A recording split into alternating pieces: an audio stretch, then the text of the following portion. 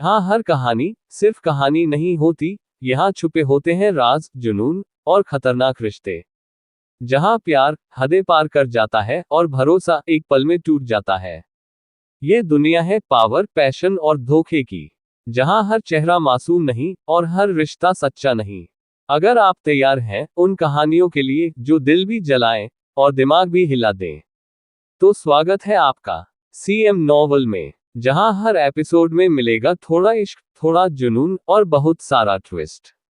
दोस्तों, कहानी शुरू करने से पहले आप अपनी पसंद के अनुसार वीडियो की स्पीड एडजस्ट कर लें ताकि आप इसे और बेहतर तरीके से एंजॉय कर सकें। अध्याय 51। अरमान आहूजा जहां है वही घर है। आज दोपहर की ही बात है। शिवगढ़ के हाई क्लास सर्कल में दो खबरें ऐसी आग की तरह फैलीं जिसकी किसी ने कल्पना भी नहीं की थी। पहली खबर ये थी कि शिवगढ़ के नॉर्थ बैंक वाले सूर्यवंशी एस्टेट ने सिंघानिया परिवार को पूरी तरह से ब्लैकलिस्ट कर दिया था और विक्रम मल्होत्रा ने तो खुलेआम ऐलान कर दिया, जो भी सिंघानिया परिवार के साथ बिजनेस करेगा वो सीधा विक्रम मल्होत्रा से पंगा लेगा। जब से शिवगढ़ के नॉर्थ बैंक का सूर्यवंशी एस्टेट बना था, तब से ऐसा ब्लैकलिस्ट सिर्फ दूसरी बार जारी किया गया था। पहली बार ऐसा 5 साल पहले हुआ था, जब ओबरॉय परिवार और मल्होत्रा परिवार के बीच जंग छिड़ गई थी और उस वक्त के हालात को चारों तरफ तबाही कहा जा सकता था। आखिरकार एक बार बिजनेस वॉर शुरू हो जाए तो कोई भी परिवार बिना नुकसान के नहीं बच सकता। इसलिए जब शिवगढ़ के हाई क्लास सर्कल के लोगों को ये खबर मिली तो वो सब सन्न रह गए और उनके दिमाग में एक जैसे ही कुछ सवाल घूमने लगे।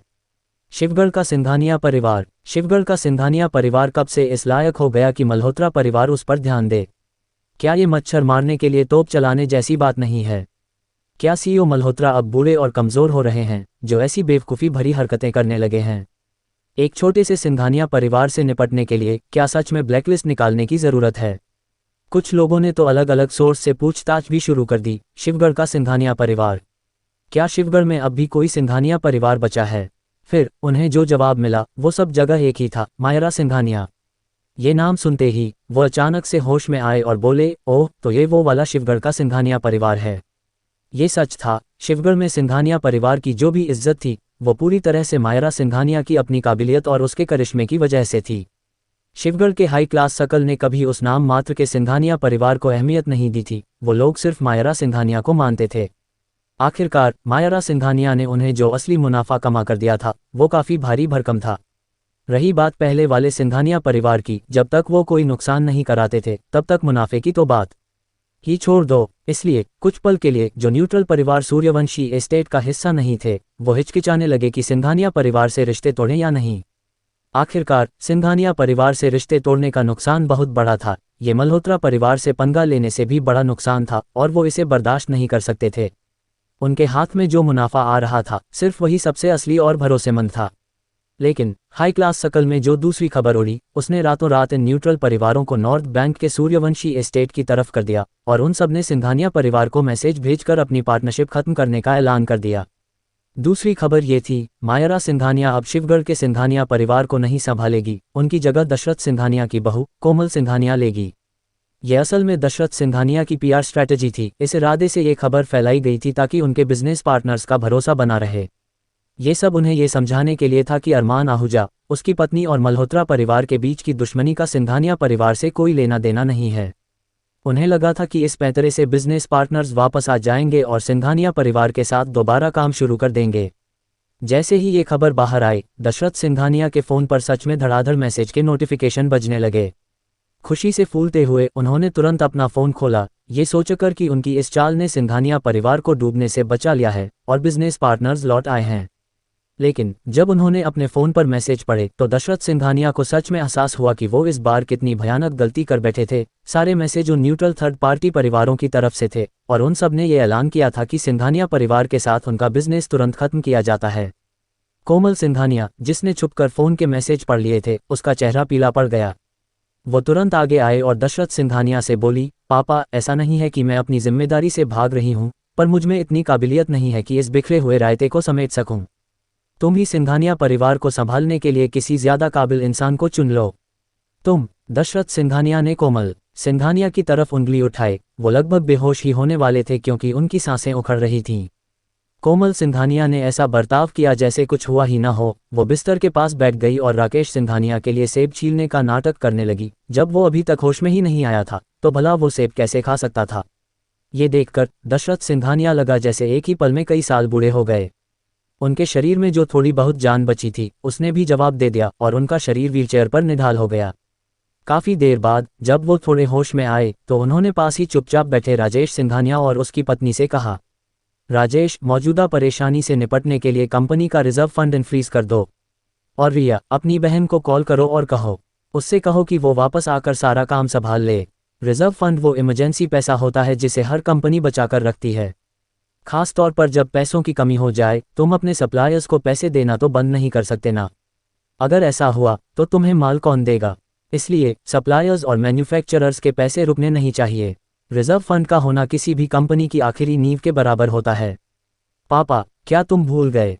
रिजर्व फंड हमेशा मेरे दूसरे भाई संभालते थे और पासवर्ड सिर्फ उन्हें और छोटी बहू को ही पता है, राजेश सिंघानिया ने दुखी होकर कहा। जब से वो सिंघानिया परिवार का बिजनेस संभालने में नाकाम हुआ था, दशरथ सिंघानिया ने उसे परिवार के मामलों में दखल देने की इजाज़त ही नहीं दी थी। खटैक! ये सुनते ही कोमल सिंघानिया के हाथ में फल काटने वाला चाकू अचानक कांप गया और चाकू फिसलकर जमीन पर गिर पड़ा। उसके चेहरे पर डर साफ दिख रहा था। अपने बड़े बेटे की बात सुनकर दशरथ सिंघानिया सन्न रह गए। फिर उन्होंने कोमल सिंघानिया की तरफ देखा जो हड़बड़ाहट में फल का चाकू उठाने की कोशिश कर रही थी, लेकिन घबराहट में वो चाकू नहीं उठा पाए और उसके हाथ से सेब भी जमीन पर गिर गया। कोमल सिंघानिया, रिजर्व फंड इनफ्रीज करो, दशरथ सिंघानिया ने कड़क आवाज में हुक्म दिया। पापा, वो, कोमल सिंघानिया ने सिर झुकाकर सेब उठाते हुए कहा। उसकी हिम्मत नहीं हो रही थी कि वो ऊपर देखे। राकेश ने पासवर्ड बदल दिया था।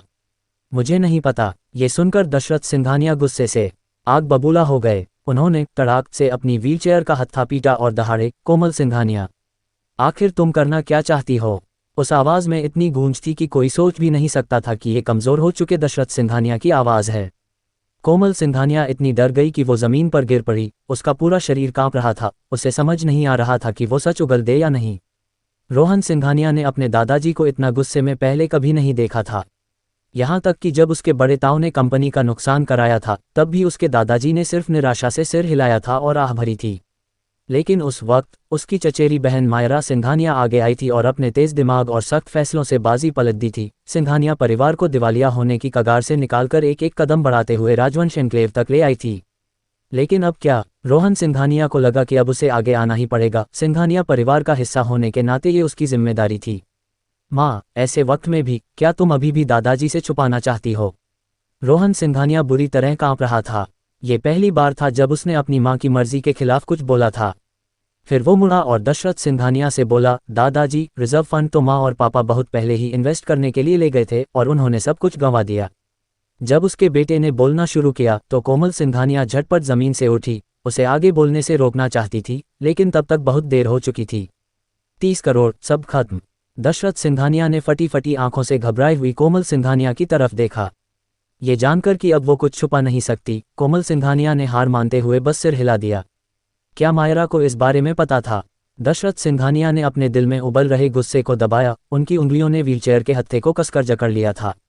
कोमल सिंघानिया की दोबारा बोलने की हिम्मत नहीं हुई। रोहन सिंघानिया ने उसकी जगह जवाब दिया, दीदी को पता था, इसीलिए तो वो बिजनेस ट्रिप पर दूसरे शहर गई थी ताकि बिजनेस बढ़ाकर इस नुकसान की भरपाई कर सकें, लेकिन वो डील पक्की नहीं हो पाए। इसीलिए मेरे पापा इतनी जल्दी में थे कि दीदी आर्यन मल्होत्रा से वो 30 करोड़ का विला कबूल कर लें, क्योंकि उससे इस नुकसान की पूरी भरपाई हो जाती। जैसे ही रोहन सिंघानिया चुप हुआ, पूरे कमरे में मौत जैसा सन्नाटा छा गया। अगर ये राज रोहन सिंघानिया के मुंह से बाहर न आता तो दशरथ सिंघानिया कभी यकीन नहीं कर पाते कि उनका दूसरा बेटा ऐसा कुछ करेगा जिससे सिंघानिया परिवार की नींव ही खोखली हो जाए। वार्ड में अजीब सी खामोशी थी। सिर्फ राकेश सिंघानिया के मॉनिटर से बीप बीप बीप की आवाज आ रही थी, जो मानो दशरथ सिंघानिया के उस बेवकूफ़ी भरे फैसले का मजाक उड़ा रही थी जिसमें उन्होंने अरमान आहूजा को छोड़ दिया था और मायरा सिंघानिया को घर से निकाल दिया था। रिया सिंघानिया, जिसने अभी अभी चुपचाप अपनी बहन से बात पूरी की थी, उसने फ़ोन काट दिया। उसका चेहरा दुखों से भरा था जब उसने उस आलीशान लेकिन ठंडे वीआईपी वार्ड की तरफ देखा और भारी आवाज में बोली, दादाजी, दीदी ने कहा कि वो अपने घर चली गई है और वो अब सिंघानिया परिवार में कभी वापस नहीं आएगी। दशरथ सिंघानिया कांपते हुए बोले, घर? सिंघानिया परिवार उसका घर है। अगर वो सिंघानिया परिवार में वापस नहीं आएगी तो आखिर वो कहाँ जाएगी? दीदी ने कहा। रिया सिंघानिया की आंखों से चुपचाप आंसू बहने लगे कि जहां अरमान आहूजा है वही उनका घर है। थू! दशरथ सिंघानिया के मुंह से खून की उल्टी हुई और फिर वो जमीन पर गिरकर बेहोश हो गए। अध्याय 52। भले ही मेरे पास कुछ ना बचे, मैं तुमसे मरते दम तक लड़ूंगी।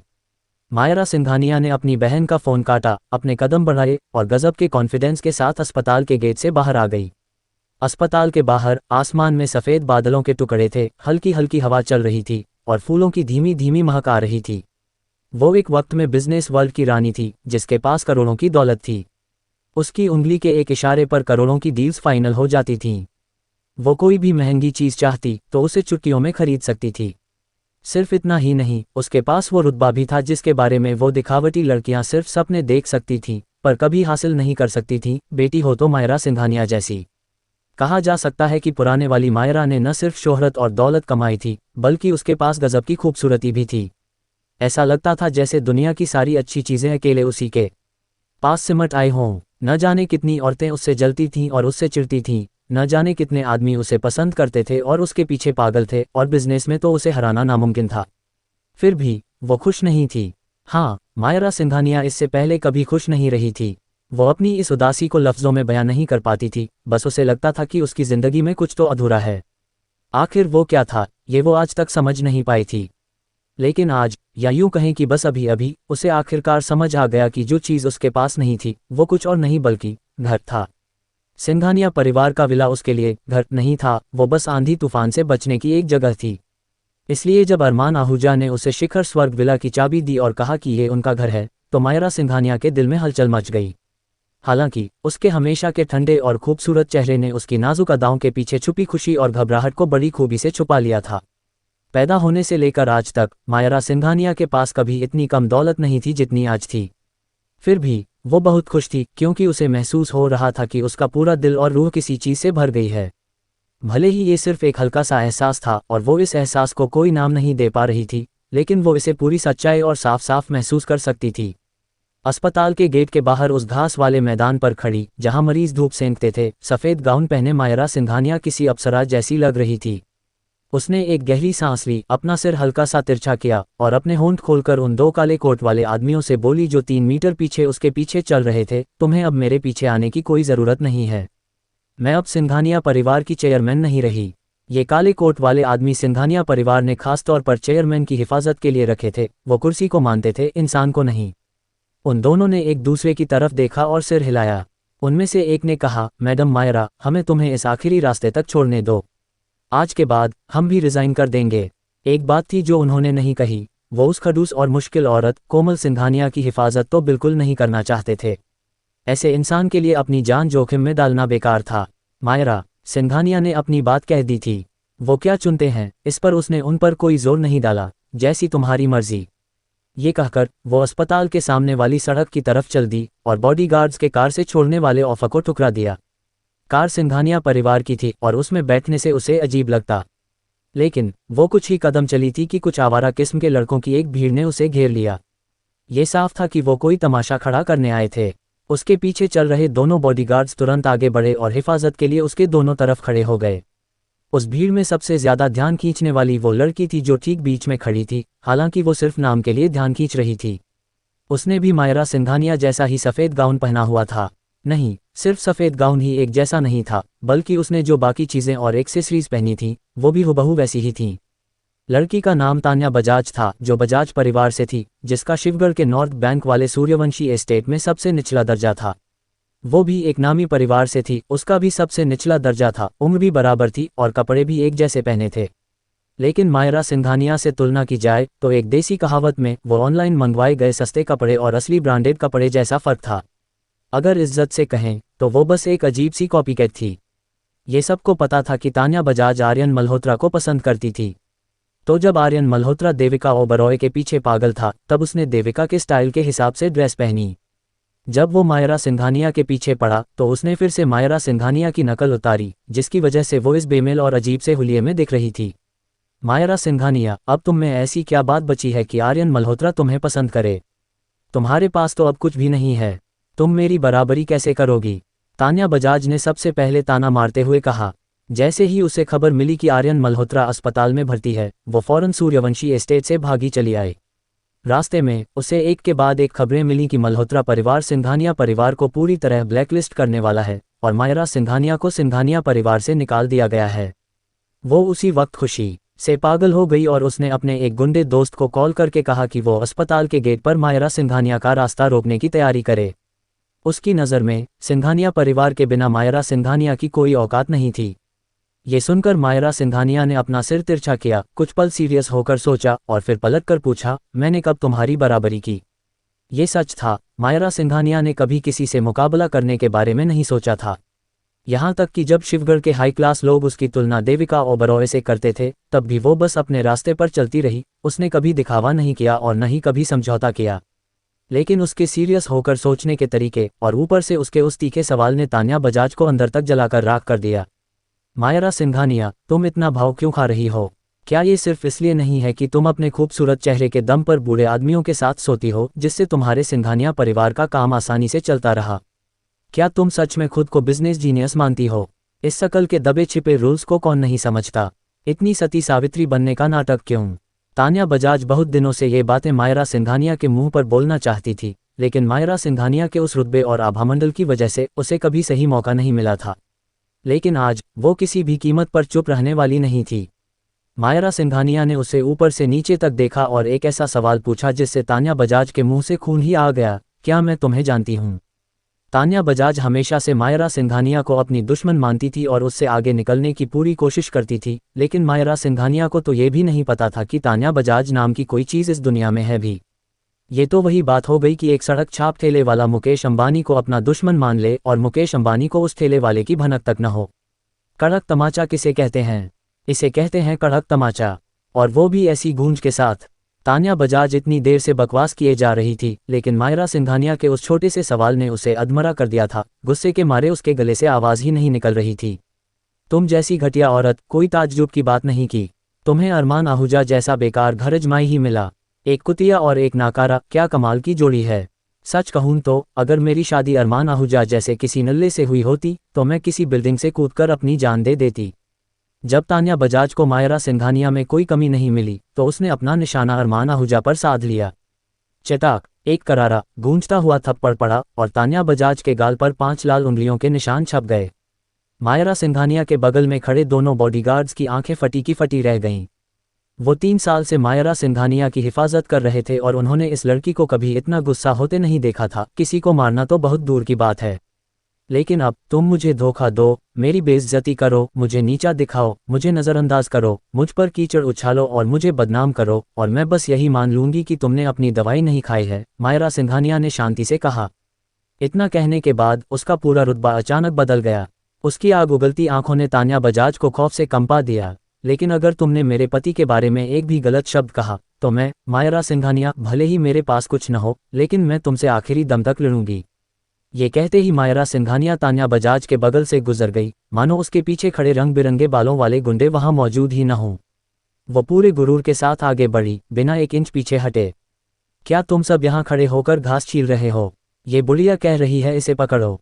तान्या बजाज पागलों की तरह चिल्लाई, जब तक तुम इसे पकड़ लोगे, ये आज रात तुम्हारी है। इसके साथ जो मर्जी हो वो करो। अध्याय 53। भाभी, क्या तुम ठीक हो? मायरा सिंघानिया के दोनों बॉडीगार्ड्स, एक उसकी बाईं तरफ और एक दाईं तरफ, अपनी पोजीशन ले चुके थे। उन्होंने फिल्मों की तरह काले चश्मे नहीं पहने थे, क्योंकि वो कूल तो लगते हैं पर लड़ाई में काम नहीं आते। इसलिए वो बड़ी बड़ी आंखें निकालकर उन रंग बिरंगे बालों वाले गुंडों को घूर रहे थे, पूरी तरह से चौकन्ने। बाईं तरफ वाला बॉडीगार्ड विक्रम सिंह था और दाईं तरफ वाला उसका छोटा भाई विशाल सिंह। दोनों फौज से रिटायर हुए थे और एक ही बॉडीगार्ड कंपनी में काम करते थे। उन्होंने फौज में रहते हुए कई तरह के मार्शल आर्ट्स सीखे थे, इसलिए उन्हें इन गली मोहल्ले के गुंडों से कोई डर नहीं था। विक्रम सिंह ने ठंडी सांस छोड़ी, फिर अपना सिर हल्का सा घुमाकर मायरा सिंघानिया से बोला, मिस मायरा, तुम बस पूरे कॉन्फिडेंस के साथ आगे बढ़ती रहो। मैं भी तो देखूं कि किस अंधे की हिम्मत होती है जो तुम्हारे पास भी फटके। मायरा सिंघानिया अपने उसी खूबसूरत अंदाज में बिना रुके आगे बढ़ती रही, अपनी रफ्तार से, बिना किसी हड़बड़ाहट के। उसकी सांसें एकदम नॉर्मल थीं, वो पूरी तरह से एक हाई क्लास लेडी की तरह पेश आ रही थी। शायद विक्रम सिंह की आंखों में वो कातिलाना गुस्सा देखकर वो गुंडे सच में डर गए थे। उनके आगे बढ़ने की हिम्मत नहीं हो रही थी। वो बस मायरा सिंघानिया को घेरे खड़े थे, किसी ने हाथ उठाने की जुर्रत नहीं की। जग्गा, क्या तुम बहुत बड़े 30 मारखा नहीं बनते थे? क्या हुआ, इतने सारे हटे कट्टे मर्द सिर्फ 2 बॉडीगार्ड से डर गए? तान्या बजाज ने उकसाते हुए कहा। उसे आखिरकार ये मौका मिला था और वो किसी भी कीमत पर इस ढोंगी औरत मायरा सिंघानिया को छोड़ने वाली नहीं थी। जग्गा वही अंडरवर्ल्ड वाला दोस्त था जिसे उसने बुलाया था, जिसके बाल पीले रंगे हुए थे। उसने उसे इसलिए बुलाया था क्योंकि उसके कहे अनुसार वो इस इलाके में कोई भी पंगा संभाल सकता था, चाहे वो कितना भी बड़ा क्यों ना हो।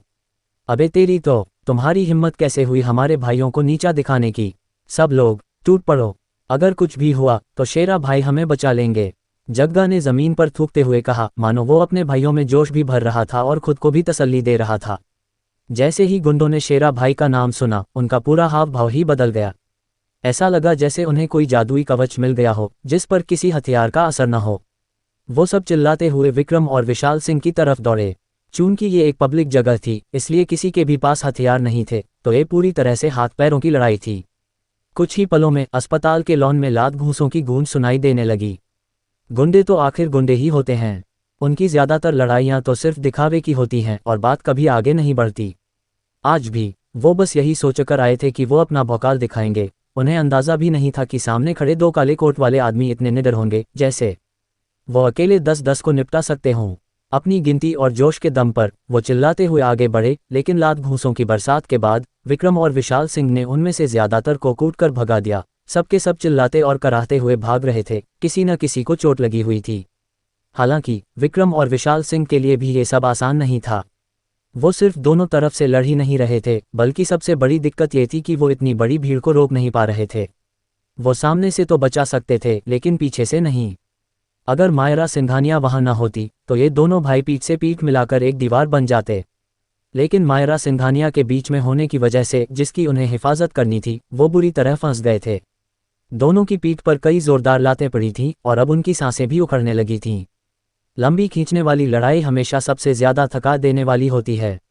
इतने सारे गुंडों के एक के बाद एक हमले झेलना सच में बहुत भारी पड़ रहा था। किस्मत से उनके लड़ने की स्किल्स गुंडों से बहुत बेहतर थीं। जब सामने कोई दुश्मन आता तो वो उसे तुरंत धूल चटा देते। हालात ये थे कि 7-8 मिनट की लड़ाई के बाद भी एक भी गुंडा मायरा सिंघानिया के कपड़ों को छू तक नहीं पाया था। जैसे ही मायरा सिंघानिया लॉन से बाहर निकलने वाली थी, जग्गा ने मौका देखकर अचानक पीछे से विक्रम सिंह को लात मारी, जिससे वो मुंह के बल जमीन पर जा गिरा। गुंडों का एक झुंड फौरन उस पर टूट पड़ा और विक्रम सिंह को ऐसे जकड़ लिया कि वो हिल भी नहीं पा रहा था। विक्रम सिंह के गिरते ही विशाल सिंह भी कमजोर पड़ गया और उसे भी गुंडों के एक झुंड ने काबू में कर लिया। और इस तरह मायरा सिंघानिया उस भीड़ में बिल्कुल अकेली रह गई, बिना किसी सहारे के। न जाने क्यों अचानक उसके दिमाग में एक ख्याल आया, अगर अरमान आहूजा यहाँ होता तो वो लोग अब तक पिट चुके होते, है ना? कुछ लोग कहते हैं कि मुश्किल वक्त में एक औरत जिस आदमी को सबसे पहले याद करती है, वो वही होता है जिससे वो सबसे ज्यादा प्यार करती है। मायरा सिंघानिया ने अपना सिर हिलाया, उसे अपनी ही सोच पर हंसी आ रही थी और उसने ये ख्याल झटक दिया। उसने तान्या बजाज की तरफ देखा, जो उसके सामने सीना ताने खड़ी थी, एकदम बेखौफ। क्या तुम्हें मुझसे डर नहीं लगता? तान्या बजाज बहुत चिढ़ी हुई थी। उसे मायरा सिंघानिया के चेहरे पर डर का नामो निशान नहीं दिखा, जबकि वो यही देखना चाहती थी। ये उसे मायरा सिंघानिया को थप्पड़ मारने से भी ज्यादा सुकून देता। तुम जैसे छोटे लोगों से डरने वाली क्या बात है? मायरा सिंघानिया ने शांति से कहा। उसके लहजे में तान्या बजाज के लिए रत्ती भर भी इज्जत नहीं थी। सही बात है, मायरा सिंघानिया हमेशा बड़े बड़े बिजनेस टाइकून से डील करती थी, एक इशारे पर करोड़ों के कॉन्ट्रैक्ट फाइनल करती थी। सच कहूं तो उससे तान्या बजाज किसी भी एंगल से अपने मुकाबले की नहीं लगती थी। तान्या बजाज ने यह सुनकर ठंडी सांस छोड़ी और बोली, मैं भी देखती हूं कि तुम्हारा ये घमंड कब तक टिकता है। वैसे अगर मैं जग्गा और उसके आदमियों से तुम्हारा गैंगरेप करवा दूं तो क्या तुम्हें लगता है कि तुम्हारा वो बेकार पति तुम्हें तलाक दे देगा? मुझे तो नहीं लगता, आखिरकार वो है ही इतना नकारा, वो तुम्हें तलाक देने की हिम्मत कैसे कर पाएगा, है ना? चटाक। मायरा सिंघानिया ने अपना दूसरा हाथ उठाया और तान्या बजाज के खूबसूरत चेहरे पर फिर से अपनी 5 पतली उंगलियों के निशान छाप दिए। इस थप्पड़ ने तान्या बजाज को सुन्न कर दिया। सिर्फ उसे ही नहीं, बल्कि जग्गा और सारे गुंडे भी हक्के बक्के रह गए। पहले तो उसने इसलिए थप्पड़ मारा था क्योंकि उसके साथ बॉडीगार्ड्स थे, पर अब तो वो अकेली थी। क्या ये सीधे सीधे मौत को दावत देने जैसा नहीं था? कमीनी, मैं तुम्हारा चेहरा नोच लूंगी। तान्या बजाज एकदम से भड़की और उसने मायरा सिंघानिया के खूबसूरत चेहरे पर हमला करने के लिए अपना हाथ उठाया। ये थप्पड़ हवा में बहुत ऊंचा उठा था, अगर ये पड़ जाता तो मायरा सिंघानिया के मुंह से खून जरूर निकल आता। जैसे ही वो थप्पड़ मायरा सिंघानिया के चेहरे पर पड़ने वाला था, तान्या बजाज के होठों पर एक शैतानी मुस्कान आ चुकी थी। चटाक। एक जोरदार आवाज आई। मायरा सिंघानिया को तो खरोंच तक नहीं आई, लेकिन तान्या बजाज के गाल पर 5 छोटी और मोटी उंगलियों के निशान छप गए। जो हाथ उसने हवा में उठाया था वो वहीं का वहीं जम गया। लाख कोशिश करने पर भी वो उसे नीचे नहीं ला पा रही थी। धत तेरे की, शुक्र है मैं जल्दी आ गया, वरना अगर ये थप्पड़ पड़ जाता तो मास्टर अरमान पक्का मेरे टुकड़े करके कुत्तों को खिला देते। एक भारी भरकम आदमी ने तान्या बजाज के उठे हुए हाथ को पकड़ लिया और डर के मारे कांपते हुए बड़बड़ाया। मास्टर अरमान के खौफनाक तरीके याद करके उसकी रूह कांप गई थी। ये कहकर उसने तान्या बजाज को किसी मुर्गी के बच्चे की तरह उठाया और जमीन पर पटक दिया। फिर वो पलटा, थोड़ा झुका और बड़ी इज्जत से मायरा सिंघानिया से पूछा, भाभी क्या तुम्हें चोट लगी है? मायरा सिंघानिया को नहीं पता था कि ये हट्टा कट्टा आदमी कहाँ से टपक पड़ा। उसने सिर्फ इतना देखा कि उसके सीने और पेट पर मोटी पट्टियां बंधी थीं और एक हाथ प्लास्टर में था। उसे समझ नहीं आया कि वो दोस्त है या दुश्मन, लेकिन उसे लगा कि बातों में जिस मास्टर अरमान का जिक्र हुआ है वो अरमान आहूजा ही होगा। आखिरकार यशवंत ओबरॉय भी तो उसे इसी नाम से बुलाते थे। उसने हल्का सा सिर हिलाया, ये बताने के लिए कि वो ठीक है।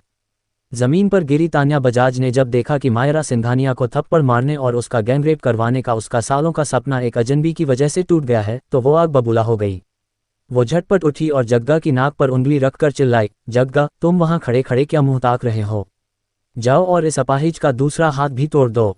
चटाक, जग्गा ने हाथ उठाया और तान्या बजाज के मुंह पर एक जोरदार तमाचा जड़ दिया। अब तान्या बजाज के दोनों गालों पर एकदम बराबर थप्पड़ों के निशान थे। जो भी ये नज़ारा देख रहा था वो बुरी तरह से चौंक गया था और उसे कुछ समझ नहीं आ रहा था। तान्या बजाज कौन थी? वो बजाज परिवार की लाडली बेटी थी जिसे परिवार के बड़ों ने इतना सिर पर चढ़ा रखा था कि वो उसे हाथों पर रखते थे कि कहीं गिर न जाए और मुंह में रखते थे कि कहीं पिघल न जाए। फिर भी जग्गा ने उसे थप्पड़ मार दिया। क्या उसे बजाज परिवार के भयानक गुस्से से डर नहीं लग रहा था? जग्गा, क्या तुम पागल हो गए हो? मैंने तुम्हें उसे मारने को कहा था और तुमने मुझे मारा। क्या तुम्हें पता है मेरे पापा कौन हैं? तान्या बजाज किसी पागल कुत्ते की तरह झपटी, हाथ पैर मारते हुए, लेकिन जग्गा ने उसे लात मारकर दूर फेंक दिया और वो जमीन पर गिर पड़ी। उसके चेहरे पर यकीन न कर पाने वाला भाव था। सिर्फ वही नहीं बल्कि आसपास खड़े सब लोग भी सुन्न थे। खास तौर पर वो गुंडे, उनके मुंह खुले के खुले रह गए थे और वो जग्गा को ऐसे देख रहे थे जैसे वो कोई पागल हो। क्या उनका बॉस पागल हो गया था? अभी वो इस सदमे से उभरे भी नहीं थे कि उन्होंने एक और दिमाग हिला देने वाला नज़ारा देखा। जग्गा ने थू करके तान्या बजाज के बालों पर थूका और फिर वो तान्या बजाज की तरफ इशारा करके गुस्से से चिल्लाया, कुतिया क्या तुम्हें पता है कि ये कौन है? तुम्हारे बाप को भी इज्जत से इन्हें शेरा भाई बुलाना पड़ता है। ये शब्द सुनते ही वहां मौजूद सभी लोगों की सांसें अटक गईं। शेरा भाई कौन था? वो हाओ भाई का सबसे खास आदमी था। पूरे शिवगढ़ अंडरवर्ल्ड में हाओ भाई के बाद शेरा भाई का ही डंका बजता था। उन्होंने सपने में भी नहीं सोचा था कि जिस काम को वो तान्या बजाज की मदद करने और एक ऐसी औरत को डराने का छोटा मोटा मामला समझ रहे थे जिसे उसके परिवार ने निकाल दिया था, उसमें अचानक से शेरा भाई कहाँ से आ टपका। ये सब क्या चल रहा था? आखिर इस औरत की असलियत क्या थी?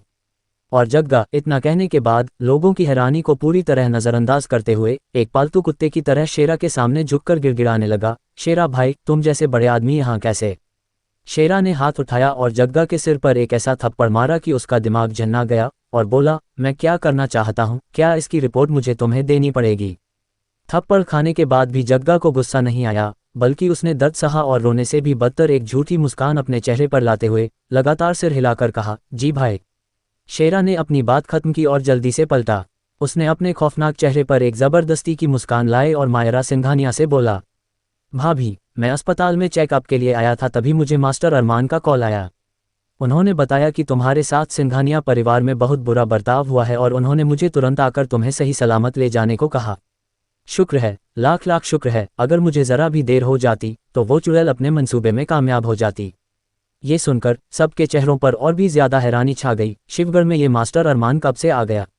और बातों से तो लग रहा था कि वो शेरा भाई से भी ज्यादा पावरफुल था। ये सुनकर मायरा सिंघानिया ने अपना सिर हल्का सा तिरछा किया और दूर आसमान की तरफ देखा। उस वक्त आसमान बहुत नीला था, बादल एकदम सफ़ेद थे, हवा ठंडी थी, फूलों की मीठी महक आ रही थी और मायरा सिंघानिया के होठों पर एक हल्की सी मुस्कान थी। उसे लगा जैसे उसकी पूरी रूह किसी चीज़ से भर गई हो। और इस चीज़ को दुनिया क्या कहती है? सुरक्षा का एहसास। अध्याय 54, अरमान आहूजा का सवाल।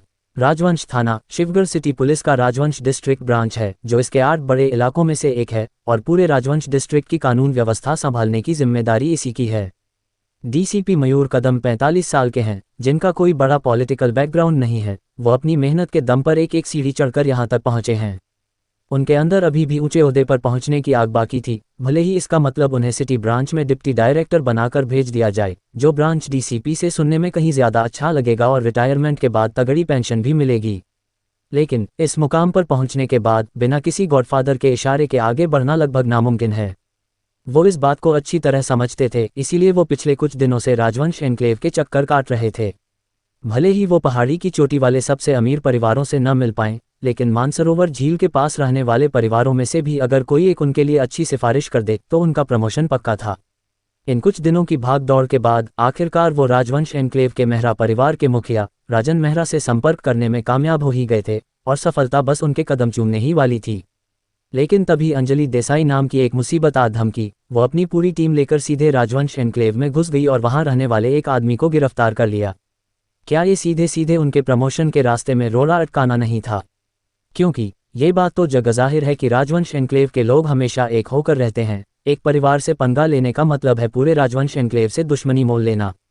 अगर ये गिरफ्तारी किसी और ने की होती तो डीसीपी मयूर कदम ने अब तक उसकी अच्छी खासी क्लास लगा दी होती, लेकिन ये कोई और नहीं बल्कि अंजलि देसाई थी, जिसे वो डांट भी नहीं सकते थे। राजवंश एनक्लेव का एक होना सच था, लेकिन क्या अंजलि देसाई के पीछे की ताकत को कम आंका जा सकता था? जो इंसान अभी तक उम्मीदों से भरा था, वह अब अंदर से पूरी तरह टूट चुका था और काफी देर बाद उसने एक गहरी सांस ली और कहा, यह सब किस्मत का खेल है। डीसीपी मयूर कदम अपने ऑफिस में कुर्सी पर पीछे टिक कर बैठे थे और उन्होंने दीवार पर टंगी घड़ी की तरफ देखा, जिसमें शाम के 4 बज रहे थे।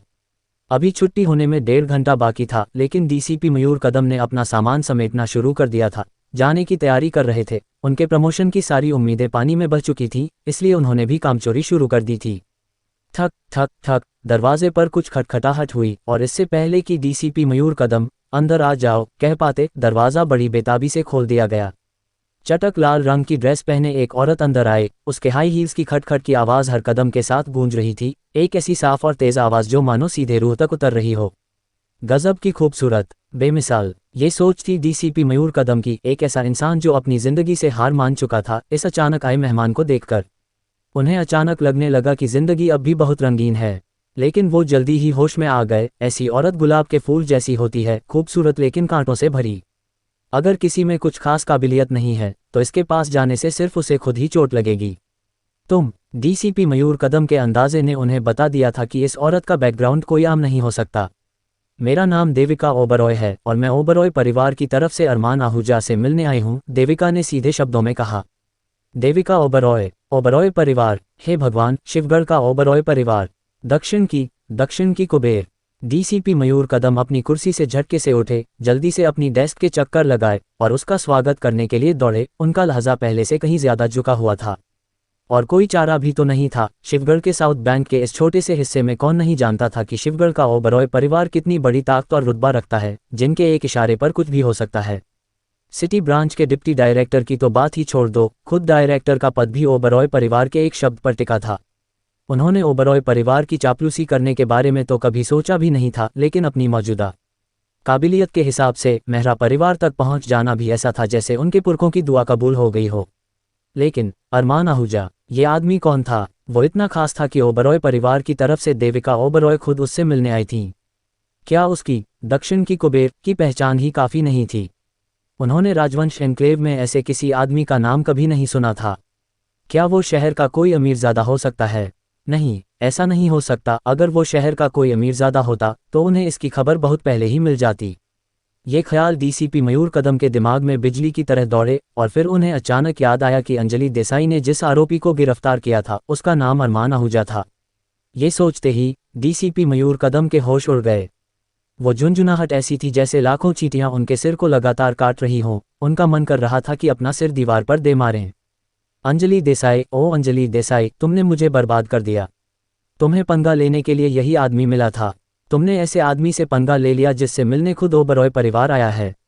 अब तो मेरा ब्रांच डीसीपी का पद भी खतरे में पड़ गया है। मुझे तो ऐसा लग रहा है कि कोई ऐसा काम नहीं है जो तुम न कर सको। डीसीपी मयूर कदम का दिल नफरत से भर गया था। क्यों, कोई परेशानी है क्या? देविका ओबरॉय के हाव भाव ऐसे थे कि डीसीपी मयूर कदम ने बार बार सिर हिलाया और कहा, नहीं, कोई परेशानी नहीं है, मैं अभी सारा इंतजाम करता हूँ। अरमान आहूजा से मिलने से पहले देविका ओबरॉय को लगा था कि ये आदमी इतना घमंडी है तो पक्का लॉकअप में बंद होना बर्दाश्त नहीं कर पा रहा होगा। लेकिन जब वो इंटेरोगेशन रूम में गई तो उसने देखा कि ये नौजवान बड़ी शांति से आंखें बंद किए ध्यान लगा रहा था। इतना रिलैक्स लग रहा था जैसे कोई जेल में बंद मुजरिम नहीं बल्कि कोई छुट्टी मनाने आया हो। तुम्हारा यहाँ कब तक रुकने का इरादा है? देविका ओबरॉय ने झुंझलाते हुए पूछा। उसने अंजलि देसाई को पहले ही कॉल कर दिया था और ओबरॉय परिवार के नाम पर अरमान आहूजा को बेल पर छोड़ने को कहा था। हालांकि अंजलि देसाई थोड़ी हिचकिचा रही थी लेकिन उसने मना नहीं किया था। लेकिन जब अरमान आहूजा को ये बात पता चली तो उस आशिक ने बेल पर बाहर जाने से साफ मना कर दिया और उसने जो बहाना दिया वो तो और भी अजीब था। यहाँ साधना करने के लिए माहौल एकदम सही है।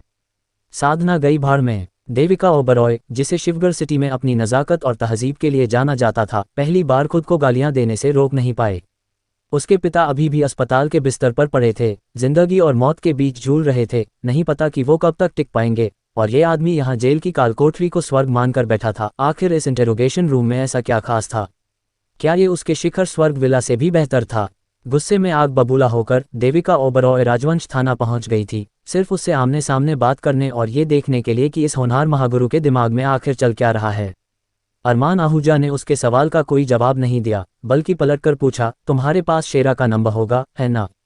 देविका ओबरॉय अरमान आहूजा के इस सवाल पर चौंक गई, लेकिन फिर भी उसने सिर हिलाते हुए कहा, हाँ।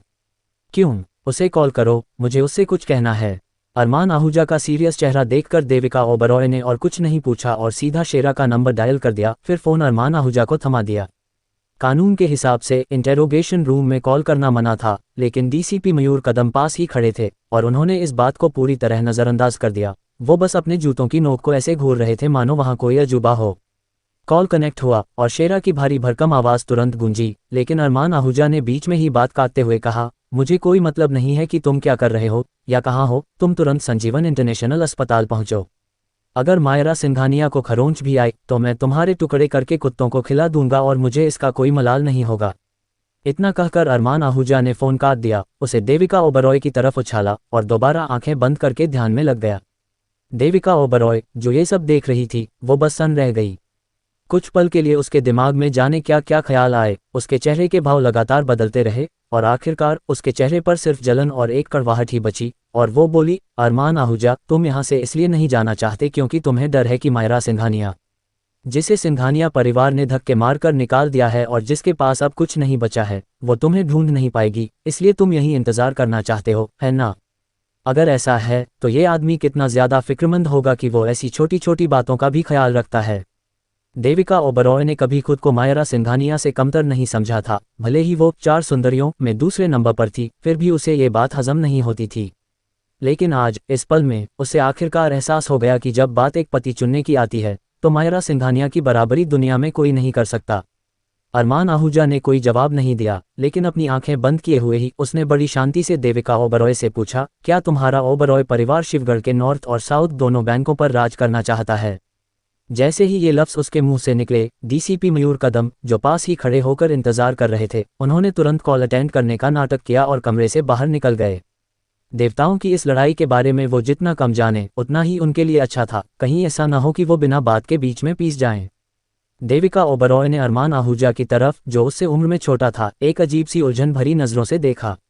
उसे अभी भी समझ नहीं आ रहा था कि इतनी बड़ी बात अरमान आहूजा के लिए इतनी आम और हल्की कैसे हो सकती है। क्या इसी को असली ताकत कहते हैं? अध्याय 55। उम्मीद है कि वो आदमी कुछ ज्यादा ही कमजोर न हो। जिस रात अरमान आहूजा ने अपनी कीमियागरी से यशवंत ओबरॉय का इलाज किया था, उसी रात यशवंत ओबरॉय ने देविका ओबरॉय को अरमान आहूजा जैसे सोने के अंडे देने वाले मुर्गे को अपने पाले में करने की हिदायत दी थी। उनका मानना था कि जब तक ओबरॉय परिवार अरमान के नक्शे कदम पर चलता रहेगा, उन्हें एक और मुकाम हासिल करने का मौका जरूर मिलेगा। अब जब अरमान आहूजा ने खुद ही इस बात को छेड़ दिया था और डीसीपी मयूर कदम ने समझदारी दिखाते हुए बाहर से दरवाज़ा बंद कर लिया था, तो अगर देविका ओबरॉय ने अरमान के साथ गहराई से बात करने का ये मौका गंवा दिया तो शायद उसे दोबारा कभी ऐसा मौका न मिले। महागुरु अरमान, शिवगढ़, तुम मुझे अब से सिर्फ अरमान कहकर बुला सकती हो, अरमान ने बीच में ही टोक दिया। ये सुनकर देविका ओबरॉय के चेहरे के हाव भाव थोड़े बदल गए और उसकी आंखों में छाई खुशी साफ छलकने लगी। हालांकि अरमान आहूजा ने पहले ओबरॉय परिवार को कामयाबी के एक नए युग तक पहुंचाने का वादा किया था, लेकिन वो वादा ओबरॉय परिवार के लिए था, सिर्फ उसके लिए नहीं। इस बार बात अलग थी।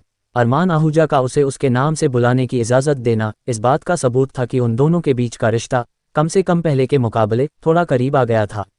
भले ही देविका ओबरॉय को ये समझ नहीं आ रहा था कि वो इतनी छोटी सी बात पर इतनी खुश क्यों है, लेकिन वो खुद को अंदर ही अंदर मुस्कुराने से नहीं रोक पा रही थी। इसके अलावा पिछली बार जब देविका ने दवाइयों का प्रोडक्शन बड़े पैमाने पर करने की बात छेड़ी थी, तो अरमान आहूजा ने साफ मना कर दिया था। यहाँ तक कि देविका के उसे शिखर स्वर्ग विला तोहफे में देने के बाद भी अरमान ने पार्टनरशिप के बारे में कोई बात नहीं की थी, जिससे देविका बहुत बेचैन हो गई थी।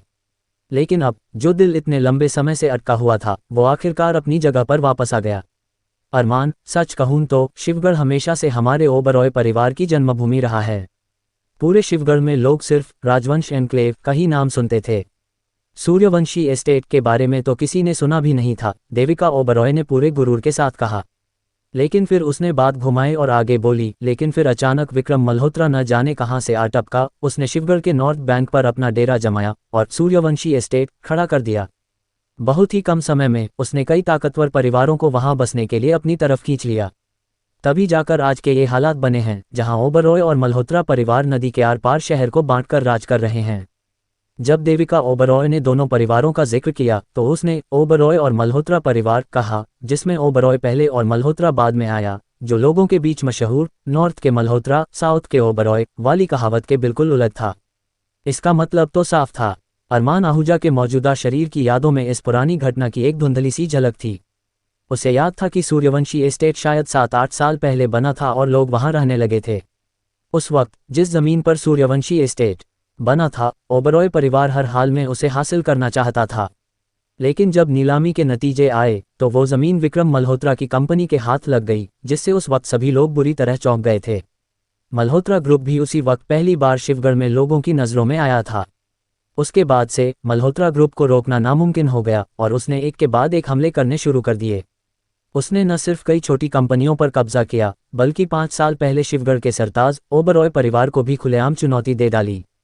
शंकर प्रताप सिंह ने यशवंत ओबरॉय को बुरी तरह घायल कर दिया, जिससे उसका नाम चारों तरफ गूंजने लगा और उसने नदी के उस पार ओबरॉय परिवार के बराबर अपना रुतबा कायम कर लिया। तुम्हारे हिसाब से तुम्हारे ओबरॉय परिवार को बहुत पहले ही शिवगढ़ पर लोहे की तरह मजबूत पकड़ बना लेनी चाहिए थी। फिर मल्होत्रा परिवार इतनी आसानी से सेंध लगाने में कैसे कामयाब हो गया? अरमान आहूजा ने थोड़े मजाकिया लहजे में कहा। बात करते हुए उसकी 2 उंगलियां मेज पर एक रिदम में धीरे धीरे थपथपा रही थीं।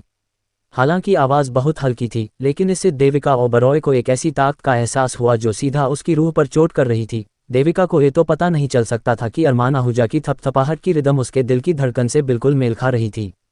देविका ओबरॉय को न जाने क्यों घबराहट होने लगी और उसकी झूठ बोलने की हिम्मत नहीं हुई। उसने कहा, मल्होत्रा परिवार के पीछे एक रहस्यमयी ताकत का हाथ है। अगर उस ताकत का सहारा न होता, तो हमारा ओबरॉय परिवार मल्होत्रा परिवार को बहुत पहले ही शिवगढ़ से खदेड़ चुका होता। रहस्यमयी ताकत? अरमान आहूजा ने हैरानी से पूछा। देविका ओबरॉय ने सिर हिलाया और कहा, अरमान, क्या तुम्हें पता है कि इस बार मल्होत्रा परिवार और खन्ना परिवार के छोटे मालिक को घायल करने के बाद भी उन दोनों ने डीसीपी मयूर पर तुम्हारे खिलाफ सख्त कदम उठाने का दबाव क्यों नहीं डाला? अरमान आहूजा पहले भी इस सवाल पर सोच चुका था।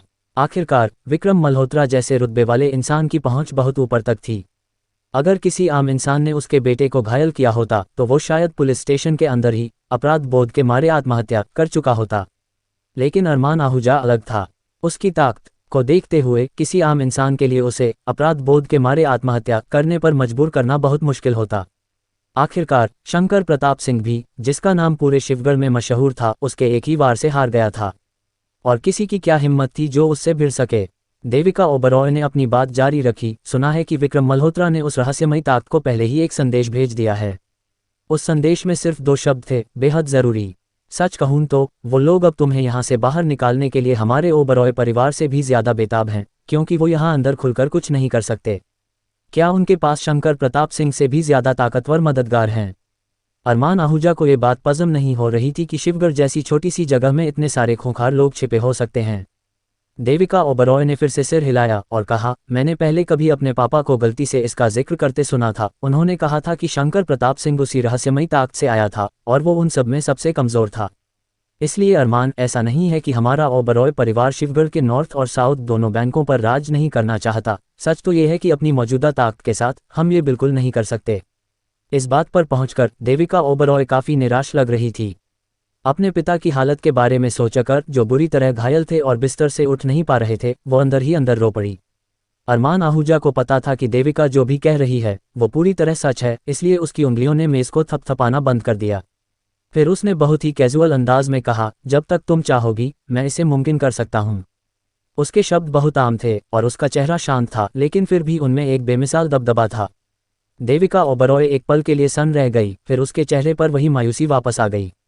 उसने सिर हिलाया और बोली, अरमान, मैं जानती हूँ कि तुम बहुत ताकतवर हो, लेकिन उन प्राचीन और रहस्यमयी विरासतों के सामने तुम अभी भी बहुत छोटे हो। मेरी बात मानो, जैसे ही मायरा सिंघानिया यहाँ आ जाए उसे साथ लेकर शिवगढ़ छोड़ दो। अपनी काबिलियत के दम पर तुम कहीं भी अपना नाम बना सकते हो। शिवगढ़ में अपनी जान गंवाने की कोई ज़रूरत नहीं है। आखिरकार जान है तो जहान है। देविका ओबरॉय की नज़र में अरमान आहूजा कम उम्र का होने के बावजूद उसके पिता को भी पीछे छोड़ चुका था, और वो एक ऐसा महागुरु था जिससे आचार्य विद्युत भी अपना गुरु बनने की भीख मांग रहे थे। इनमें से कोई भी एक कामयाबी पूरी जिंदगी घमंड करने के लिए काफ़ी थी। इसलिए अगर वो इस बार मुसीबत से भागना भी चुनता तो देविका को वो ज़रा भी डरपोक नहीं लगता, और न ही उसकी नज़रों में अरमान की इज्जत कम होती। इसके अलावा देविका ओबरॉय का असली मकसद उसे मुसीबत से दूर रखना था, ताकि वो किसी भी लड़ाई से बच सके। आखिरकार वो अभी जवान था, अगर वो कुछ और साल तक साधना करता तो उसकी ताकत आज के मुकाबले कहीं ज़्यादा बढ़ जाती। फिर बदला लेने के लिए वापस आना, क्योंकि बदला लेने में कभी देर नहीं होती, ये पक्का सुकून देने वाला होता। लेकिन अरमान आहूजा ने सिर हिलाया और सोचते हुए पूछा, क्या तुम ये कह रही हो कि वो इंसान शंकर प्रताप सिंह से भी ज़्यादा ताकतवर है? देविका ने जल्दी से सिर हिलाया, ये सोचकर कि अरमान आहूजा नफ़े नुकसान का हिसाब लगा रहा है।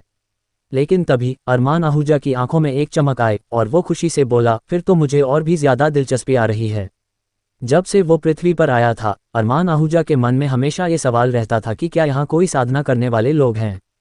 अगर वो होते तो उन्हें किसी न किसी जादुई और पवित्र जगह के बारे में ज़रूर पता होता।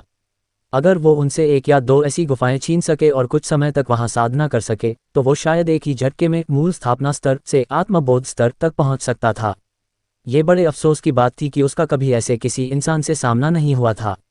अब जब कोई खुद चलकर उसके पास आ रहा था तो अरमान आहूजा उसे इतनी आसानी से छोड़ने वाला नहीं था। इसके अलावा अरमान आहूजा को पहले से ही ये अंदेशा था कि देविका ओबरॉय जिस रहस्यमयी ताकत की बात कर रही थी, वो शायद पृथ्वी पर किसी पुराने साधु की कोई विरासत थी। उम्मीद है कि वो आदमी कुछ ज़्यादा ही कमज़ोर ना हो, वरना इस अमर स्वामी को बहुत निराशा होगी। आखिरकार हर रोज़ सिर्फ हवा पानी में मौजूद ऊर्जा पर निर्भर रहकर साधना करना बहुत धीमा था। अगर यशवंत ओबरॉय और शंकर प्रताप सिंह को ये बात पता चल जाती तो वो शायद खून के आंसू रोते, है ना? संजीवन इंटरनेशनल अस्पताल के बाहर घास वाले मैदान पर एक बहुत ही अजीब नज़ारा देखने को मिल रहा था। एक बेइंतहा खूबसूरत चेहरे वाली औरत लंबे गाउन में सजी हवा में खड़ी थी, बिल्कुल किसी स्वर्ग की अप्सरा जैसी। उसके बगल में दो काले कोट वाले आदमी खड़े थे जो थोड़े बिखरे बिखरे लग रहे थे। उनके पास ही एक हट्टा कट्टा आदमी खड़ा था जिसके चेहरे की नसें गुस्से से तन रही थीं। वो किसी खूंखार राक्षस जैसा लग रहा था। उसके सामने रंग बिरंगे बालों वाले गुंडों की एक टोली घुटनों के बल बैठी थी। उन गुंडों के बीच में सफ़ेद कपड़े पहने एक जवान लड़की खड़ी थी जो बुरी तरह कांप रही थी। उनमें से हर किसी का सिर झुका हुआ था। उनकी वो इज्जत और भक्ति देखकर ऐसा लग रहा था जैसे वो ज़मीन पर उतरी किसी देवी के सामने सजदा कर रहे हों। रास्ते से गुजरने वाले कुछ लोग, जिन्हें असली बात नहीं पता थी, उन्होंने तो सच में यही सोच लिया कि कोई देवी ज़मीन पर उतर आई है और वो दुआ मांगने के लिए उनकी तरफ दौड़े। लेकिन आधे रास्ते में ही जो नज़ारा उन्होंने देखा उससे उनकी रूह कांप गई। अध्याय 56। जिस कचरे की तुम बात कर रही हो वो मास्टर अरमान हैं। भले ही तान्या बजाज को सूर्यवंशी एस्टेट में बजाज परिवार की राजकुमारी माना जाता था, लेकिन सच कहूँ तो उनका बजाज परिवार असल में सिंघानिया परिवार के ही स्तर का था। कबीर चौहान का परिवार जो मानसरोवर झील के ऊपर रहता था, उनके मुखिया दुष्यंत चौहान थे, जिन्हें शेरा घास तक नहीं डालता था। तो सूर्यवंशी एस्टेट के इस मामूली बजाज परिवार की क्या बिसात थी। इसके अलावा उनके बजाज परिवार की हैसियत को देखते हुए यह अनुमान लगाया जा सकता था कि बजाज परिवार के मुखिया शेरा के साथ एक ही मेज पर बैठकर खाना खाने के लायक भी नहीं थे। तान्या बजाज की तो बात ही छोड़ दो, उसे तो शेरा की एक झलक देखने का मौका भी नहीं मिलता। लेकिन तान्या बजाज शेरा को जानती थी और उसके बारे में लगातार सुनती भी रहती थी। इसमें कोई कुछ नहीं कर सकता था, क्योंकि उसके पिता जब भी शेरा को देखते थे, चाहे वो दूर से एक झलक ही क्यों न हो, वो परिवार में काफ़ी देर तक उसकी डींगें हाँकते रहते थे। उसके पिता के वर्णन के अनुसार शेरा छोटे भाइयों और गुंडों के एक बड़े समूह के साथ चलता था जो उसके लिए रास्ता साफ करते थे। वो जहां भी जाता था लोगों में एक सदमा, डर और बहुत सम्मान पैदा कर देता था। इस तरह के दबंग रवैये ने तान्या बजाज को बहुत पहले ही गुप्त रूप से उसकी पूजा करने पर मजबूर कर दिया था। ये पूजा कोई प्यार या लगाव नहीं था, क्योंकि उसका सपना तो मल्होत्रा परिवार में शादी करके एक अमीर मल्होत्रा परिवार की बहू बनना था। ये पूजा तो ताकत के लिए थी। वो वैसी ही ताकत पाना चाहती थी जैसी शेरा के पास थी, जिसके चारों तरफ हजारों छोटे भाई और गुंडे घूमते थे। जैसे ही वो अपना नाजुक हाथ हिलाती, वो हजारों गुंडे आगे बढ़कर मायरा सिंघानिया का गैंगरेप कर देते। हाँ, उसने अनगिनत बार यह कल्पना की थी कि कितना अच्छा होता अगर वो शेरा से जान पहचान बना पाती। वो तो शेरा भाई को चाय पानी परोसने और उनके सामने झुकने के लिए भी तैयार थी। आखिर अगर शेरा भाई बस एक शब्द कह देते तो सिंघानिया परिवार की क्या औकात रह जाती और मायरा सिंघानिया तो कौड़ियों के भाव बिक जाती। इसलिए उसने जग्गा से जान पहचान बनाने के लिए अपनी एक पवित्र और शरीफ लड़की की छवि को भी ताक पर रख दिया। ये सब सिर्फ इसलिए ताकि एक दिन वो शेरा भाई से मिल सके और अपना नाजुक हाथ हिलाने का अपना सपना पूरा कर सके। लेकिन उसे एहसास हुआ कि उसके प्लान में तेजी आ सकती है, क्योंकि मायरा सिंघानिया को सिंघानिया परिवार से बाहर निकाल दिया गया था। अब वो कुछ भी नहीं थी और उसके पास कुछ नहीं था, इसलिए अपना नाजुक हाथ हिलाने के काम के लिए अब शेरा भाई को तकलीफ देने की जरूरत नहीं थी। इसलिए वो जग्गा को यहाँ ले आए, असल में ये सोचकर कि उसकी लंबे समय से संजोई हुई इच्छा पूरी होने वाली है। लेकिन उसने जो कभी नहीं सोचा था वो ये था कि शेरा भाई, जिसकी वो इतनी पूजा करती थी और जिसके सामने झुकने और जान पहचान बनाने के लिए तैयार थी, वो असल में मायरा सिंघानिया की तरफ खड़ा था। और उसके सम्मानजनक हाव भाव को देखकर वो असल में मायरा सिंघानिया के सामने झुक रहा था। क्यों? आखिर चल क्या रहा है? मायरा सिंघानिया, इस कमीनी कुतिया के पास साफ तौर पर अब कुछ नहीं बचा है, तो फिर शेरा भाई, जिससे सब डरते हैं, वो उसकी इतनी बात क्यों मान रहा है? तान्या बजाज पूरी तरह से कांप रही थी, थोड़ा डर की वजह से, लेकिन ज्यादातर अपने गुस्से के कारण। मायरा सिंघानिया को सिंघानिया परिवार से निकाले जाने के बाद तान्या बजाज का मानना था कि अरमान आहूजा जैसे कचरे के मायरा सिंघानिया को नीचे खींचने के साथ उसने जरूर मायरा सिंघानिया को बहुत पीछे छोड़ दिया होगा। लेकिन उसने कभी नहीं सोचा था कि मायरा सिंघानिया उस मास्टर अरमान के सहारे अनजाने में उससे कई गुना आगे निकल चुकी थी। रुको, ये मास्टर अरमान आखिर है कौन जिसका जिक्र शेरा भाई बार बार कर रहा है? इतना ऊंचा और ताकतवर शेरा भाई उससे इतना क्यों डरता है? क्या वो शिवगढ़ के अंडरग्राउंड किंग भैरव देशमुख से भी ज्यादा खतरनाक कोई इंसान हो सकता है? अगर वो सिर्फ इस मास्टर अरमान से जान पहचान बना ले तो क्या शेरा को भी उसके सामने झुकना नहीं पड़ेगा? जैसे ही उसने ये सोचा, तान्या बजाज को अपनी जिंदगी में एक नई उम्मीद जगती हुई महसूस हुई। तुम कमीनी कुतिया, क्या तुम्हें लगता है कि सिर्फ तुम ही मास्टर अरमान को लुभा सकती हो? इस बार भले ही मुझे अपनी वर्जिनिटी क्यों न कुर्बान करनी पड़े, मैं पक्का इस मास्टर अरमान को खुश करके रहूंगी। भाभी, तुम इन लोगों के साथ कैसा सुलूक करना चाहती हो? शेरा एक हट्टा कट्टा आदमी था, उसका खूंखार मांसल चेहरा काफी डरावना था। लेकिन इस वक्त मायरा सिंघानिया के सामने वो एक आज्ञाकारी छोटे भाई की तरह आज्ञाकारी था। वो कुछ नहीं कर सकता था, यह मास्टर अरमान द्वारा व्यक्तिगत रूप से सौंपा गया काम था। अगर वो मेहनती और जिम्मेदार नहीं होता तो मास्टर अरमान के अपनी धमकियों को पूरा करने वाले स्वभाव को देखते हुए उसे सच में काटकर कुत्तों को खिलाया जा सकता था। इसके अलावा भैरव भाई के अधीन इतने सारे लोगों में से मास्टर अरमान ने खास तौर पर उसे ही क्यों चुना? क्या इसलिए नहीं क्योंकि मास्टर अरमान उसकी काबिलियत की कद्र करते थे और उस पर भरोसा करते थे? इसलिए ये बात जितनी सच थी, उसे चीज़ों को उतनी ही बेहतर तरीके से संभालना था। अगर वो मास्टर अरमान को संतुष्ट कर पाता और उसे एक या दो तरकीबें सिखाने के लिए कहता, तो क्या वो अविश्वसनीय रूप से ताकतवर नहीं बन जाता? इसलिए जब शेरा को अरमान आहूजा का फोन आया तो वो अपने हाथ पर प्लास्टर पूरी तरह से लगने से पहले ही भाभी मायरा सिंघानिया को खोजने के लिए दौड़ पड़ा। धत तेरे की किस्मत से मैंने फुर्ती दिखाई, वरना मैंने सब कुछ गड़बड़ कर दिया होता। अभी भी शेरा को एक अनजाना सा डर सता रहा था। पहले वाली मायरा सिंघानिया पक्का पुलिस को बुलाती और तय तरीके से काम करती, लेकिन अब वो जल्दबाजी में फैसले लेने की हिम्मत नहीं कर पा रही थी, क्योंकि उसे पक्का पता नहीं था कि अरमान आहूजा इस स्थिति को कैसे संभालेगा। इसलिए उसने बस बात को वापस उसी पर डाल दिया, जैसा वो चाहे वैसा ही करो। वो बेशक अरमान आहूजा के बारे में कह रही थी। मायरा सिंघानिया हमेशा से ही अपनी राय रखने वाली इंसान रही थी।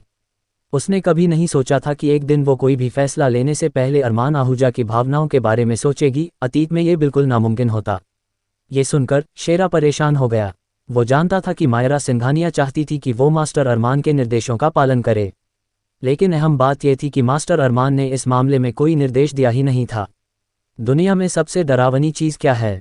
जो भी हो, शब्द सबसे ज्यादा डरावना है। जरा सोचो, अगर तुम अपनी गर्लफ्रेंड से पूछो कि वो आज रात क्या खाना चाहती है और वो जवाब दे जो भी हो, तो क्या तुम्हें उसका गला घोंटने का मन नहीं करता? इसी तरह शेरा के लिए भले ही अरमान आहूजा उसे तान्या बजाज या जग्गा को नदी में डुबोने का निर्देश देता तो वो बिना पलक झपकाए ऐसा कर देता। लेकिन मुख्य बात यह थी कि अरमान आहूजा ने कोई निर्देश नहीं दिया था और उसे डर था कि अपनी मर्जी से काम करने पर अरमान आहूजा की इच्छाओं के खिलाफ जाना होगा, जिसका मतलब होगा कि उसका काम तमाम। शायद उन्हें डुबोना गैर जरूरी था, लेकिन उन्हें आसानी से जाने देना भी साफ तौर पर नामुमकिन था, वरना अगर मास्टर अरमान ने उसे जिम्मेदार ठहराया तो 10 शेरा भी इसे संभाल नहीं पाएंगे। इस बारे में सोचने के बाद शेरा ने एक कदम आगे बढ़ाया और अपने सामने घुटने टेके हुए गुंडों से सख्ती से कहा, तुम मास्टर अरमान की औरत का अपमान करने के लिए मौत के हकदार हो। तुम्हारी जान बख्शना भाभी की दयालुता है। तुम इस गलती को दोबारा न दोहराओ, इसके लिए तुम्हें पता है कि तुम्हें क्या करना है। ये कहते हुए शेरा ने अपनी जेब से एक छोटा काला फोल्डिंग चाकू निकाला जो लगभग छोटी उंगली की लंबाई का था और जिसमें कोई दिखाई देने वाला किनारा नहीं था, और उसे जग्गा के सामने उछाल दिया। ठीक इसी पल राहगीर ए, बी, सी और डी दौड़कर आए। देवी मायरा सिंघानिया के सामने घुटने टेकने और पूजा करने की तैयारी करने लगे, अपनी बीमारियों को जल्दी दूर करने की प्रार्थना करते हुए। हालांकि उन्होंने एक ऐसा नज़ारा देखा जिसे वो कभी नहीं भूल पाएंगे। उन्होंने जमीन पर घुटने टेके हुए गुंडों को देखा। जग्गा से शुरू करते हुए हर एक ने अपनी जेब से एक जैसा छोटा चाकू निकाला। फिर उन्होंने अपने बाएं हाथों को अपने सामने घास पर दबाया, अपने दाएं हाथों का इस्तेमाल करके स्प्रिंग को दबाया और ब्लेड को बाहर निकाला। नोक को बाएं हाथ की छोटी और अनामिका उंगली के बीच रखा, जिसमें काटने वाला किनारा बाहर की ओर था, जिसका निशाना छोटी उंगली के दूसरे जोड़ पर था।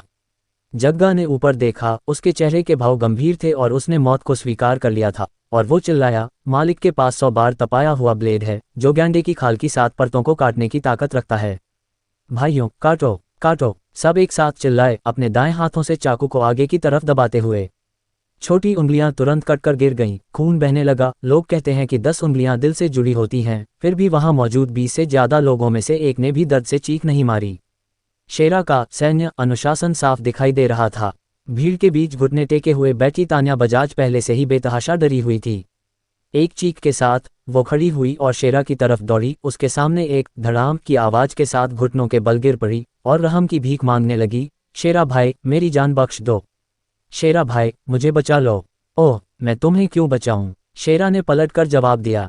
वो जानता था कि यह मनहूस औरत ही मुख्य अपराधी थी और इसी की वजह से मास्टर अरमान उसे लगभग काटकर कुत्तों को खिलाने वाले थे। मैं तान्या बजाज ने घबराहट में सोचा कि वो बदले में क्या दे सकती है। मैं मास्टर अरमान का बिस्तर गर्म कर सकती हूँ, मैं उनकी सेवा कर सकती हूँ, मुझे सब कुछ करना आता है। जहरीली जीभ फायर ड्रैगन। ये सुनकर शेरा ने ताना मारा और ठंडे स्वर में कहा, क्या तुम वजिन नहीं हो? तुम्हारे पास तो बहुत तगड़ा अनुभव है, लेकिन तुम्हारी इस शक्ल के साथ अगर तुम नंगी होकर भी मास्टर अरमान के सामने खड़ी हो जाओगी तो वो तुम्हें एक नज़र देखेंगे भी नहीं। मुझे पता है कि मैं मायरा सिंघानिया जितनी सुंदर नहीं हूं, लेकिन मैं लोगों की सेवा करने में बहुत बेहतर हूं। तान्या बजाज ने अभी भी हार नहीं मानी। ये सुनकर शेरा का चेहरा काला पड़ गया। तुम्हारी हिम्मत कैसे हुई खुद की तुलना भाभी से करने की? तुम खुद को समझती क्या हो? इसके अलावा क्या तुमने पहले मास्टर अरमान को कचरा नहीं कहा था? क्या अब तुम अचानक उनसे भीख मांगना चाहती हो? नहीं, मैंने ऐसा नहीं किया। मैंने मास्टर अरमान का अपमान कब किया? तान्या बजाज को लगा कि उसके साथ बहुत अन्याय हो रहा है और वो शेरा का पैर पकड़कर रोने लगी। शेरा ने उसे लात मारकर जमीन पर गिरा दिया और ठंडे स्वर में कहा, वो कचरा अरमान आहूजा जिसे तुम अभी गालियां दे रही थी, वही मास्टर अरमान है। उसी पल तान्या बजाज को लगा जैसे उस पर बिजली गिर गई हो। उसका चेहरा राख की तरह ग्रे हो गया। नामुमकिन, नामुमकिन, बिल्कुल नामुमकिन। शेरा ने एक ठंडी सांस छोड़ी और जग्गा से कहा, ये छोटी मैडम डर गई है। आज रात तुम लोग बारी बारी से इसका ध्यान रखोगे। जग्गा और बाकी के छोटे भाई तुरंत शेरा का मतलब समझ गए।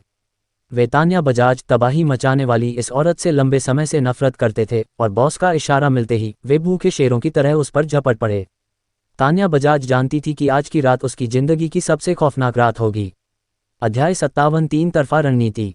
संजीवन इंटरनेशनल अस्पताल के न्यूरोलॉजी विभाग के एडवांस्ड वार्ड के अंदर विक्रम मल्होत्रा फर्श से छत तक फैली एक विशाल खिड़की के सामने खड़ा था और अपने हाथ में पकड़े शराब के गिलास को घुमा रहा था। अपने रिमलेस चश्मे के पतले लेंस से आंखें सिकोड़ते हुए वो अस्पताल के प्रवेश द्वार के बाहर लॉन पर होने वाली हर चीज को देख रहा था, ठंडे अलगाव और अपनी आंखों में एक चंचल लुक के साथ। जीजाजी, क्या मैं नीचे जाऊं और उस सिंघानिया को वहीं रोक लूं? विक्रम मल्होत्रा के पीछे खड़े लगभग 30 साल के बस कट वाले एक युवक ने पूछा। उसका चेहरा बचकानी मासूमियत और भयंकर आक्रामकता का मिश्रण था। इन दो स्वभावों को आमतौर पर एक ही इंसान में खोजना मुश्किल होता है, फिर भी ये बसकट वाले इस युवक में पूरी तरह से घुल मिल गए थे। विक्रम मल्होत्रा ने शराब के गिलास को अपने होठों तक उठाया, रेड वाइन का एक छोटा घूंट लिया जिसकी बाजार कीमत सोने के बराबर थी, और अपना सिर हिलाते हुए कहा, बलवान प्रताप सिंह, क्या तुम्हें पता है कि आर्यन के अस्पताल में भर्ती होने के बाद मैंने सबसे पहले बजाज परिवार की उस राजकुमारी को क्यों खबर दी जो मुख्य मेज पर बैठ भी नहीं सकती। बलवान प्रताप सिंह ने बिना सोचे अपना सिर हिलाया और मूर्खतापूर्ण तरीके से कहा, जीजा जी, तुम मुझे जानते हो, मुझे सिर्फ लड़ना आता है, मुझे ये उलझी हुई योजनाएं समझ नहीं आती, हे। बोलते बोलते बलवान प्रताप सिंह नाम के युवक ने दिखावे के तौर पर अपनी मुट्ठी भींची जिससे उसकी उंगलियों के जोड़ों से चटकने की आवाज आई। उसकी गठीली मांसपेशियों और उभरी हुई कनपटी को देखकर साफ लग रहा था कि वो बाह्य बल का एक उस्ताद अभ्यास करता था। विक्रम मल्होत्रा ने शराब का गिलास अपने साले को सौंप दिया। उसकी आंखें मनोरंजन से भरी थीं।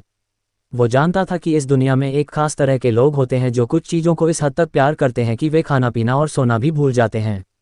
लोग आमतौर पर ऐसे इंसान को सनकी कहते हैं। उसका साला बलवान प्रताप सिंह बस एक ऐसा ही सनकी था जिसे उनके सिंह परिवार के सदस्य मार्शल आर्ट्स का सनकी कहते थे। बलवान प्रताप सिंह खुद बाह्य बल का अभ्यास करने के लिए पैदा हुआ लगता था। जब वो अभी गर्भ में ही था तो उसकी मां के पेट पर कई बार वार किया गया था। यहाँ तक कि रसायन परिषद के महागुरुओं ने भी कहा था कि बच्चे को शायद बचाया नहीं जा सकता, फिर भी बलवान प्रताप सिंह का जन्म आखिरकार आसानी से हो गया। थोड़ा सीधे दिमाग का होने के अलावा उसका शरीर इतना मजबूत था कि उसे लोहे का बैल कहा जा सकता था। इतना ही नहीं, जन्म से ही बलवान प्रताप सिंह दर्द सहने में असाधारण रूप से मजबूत था।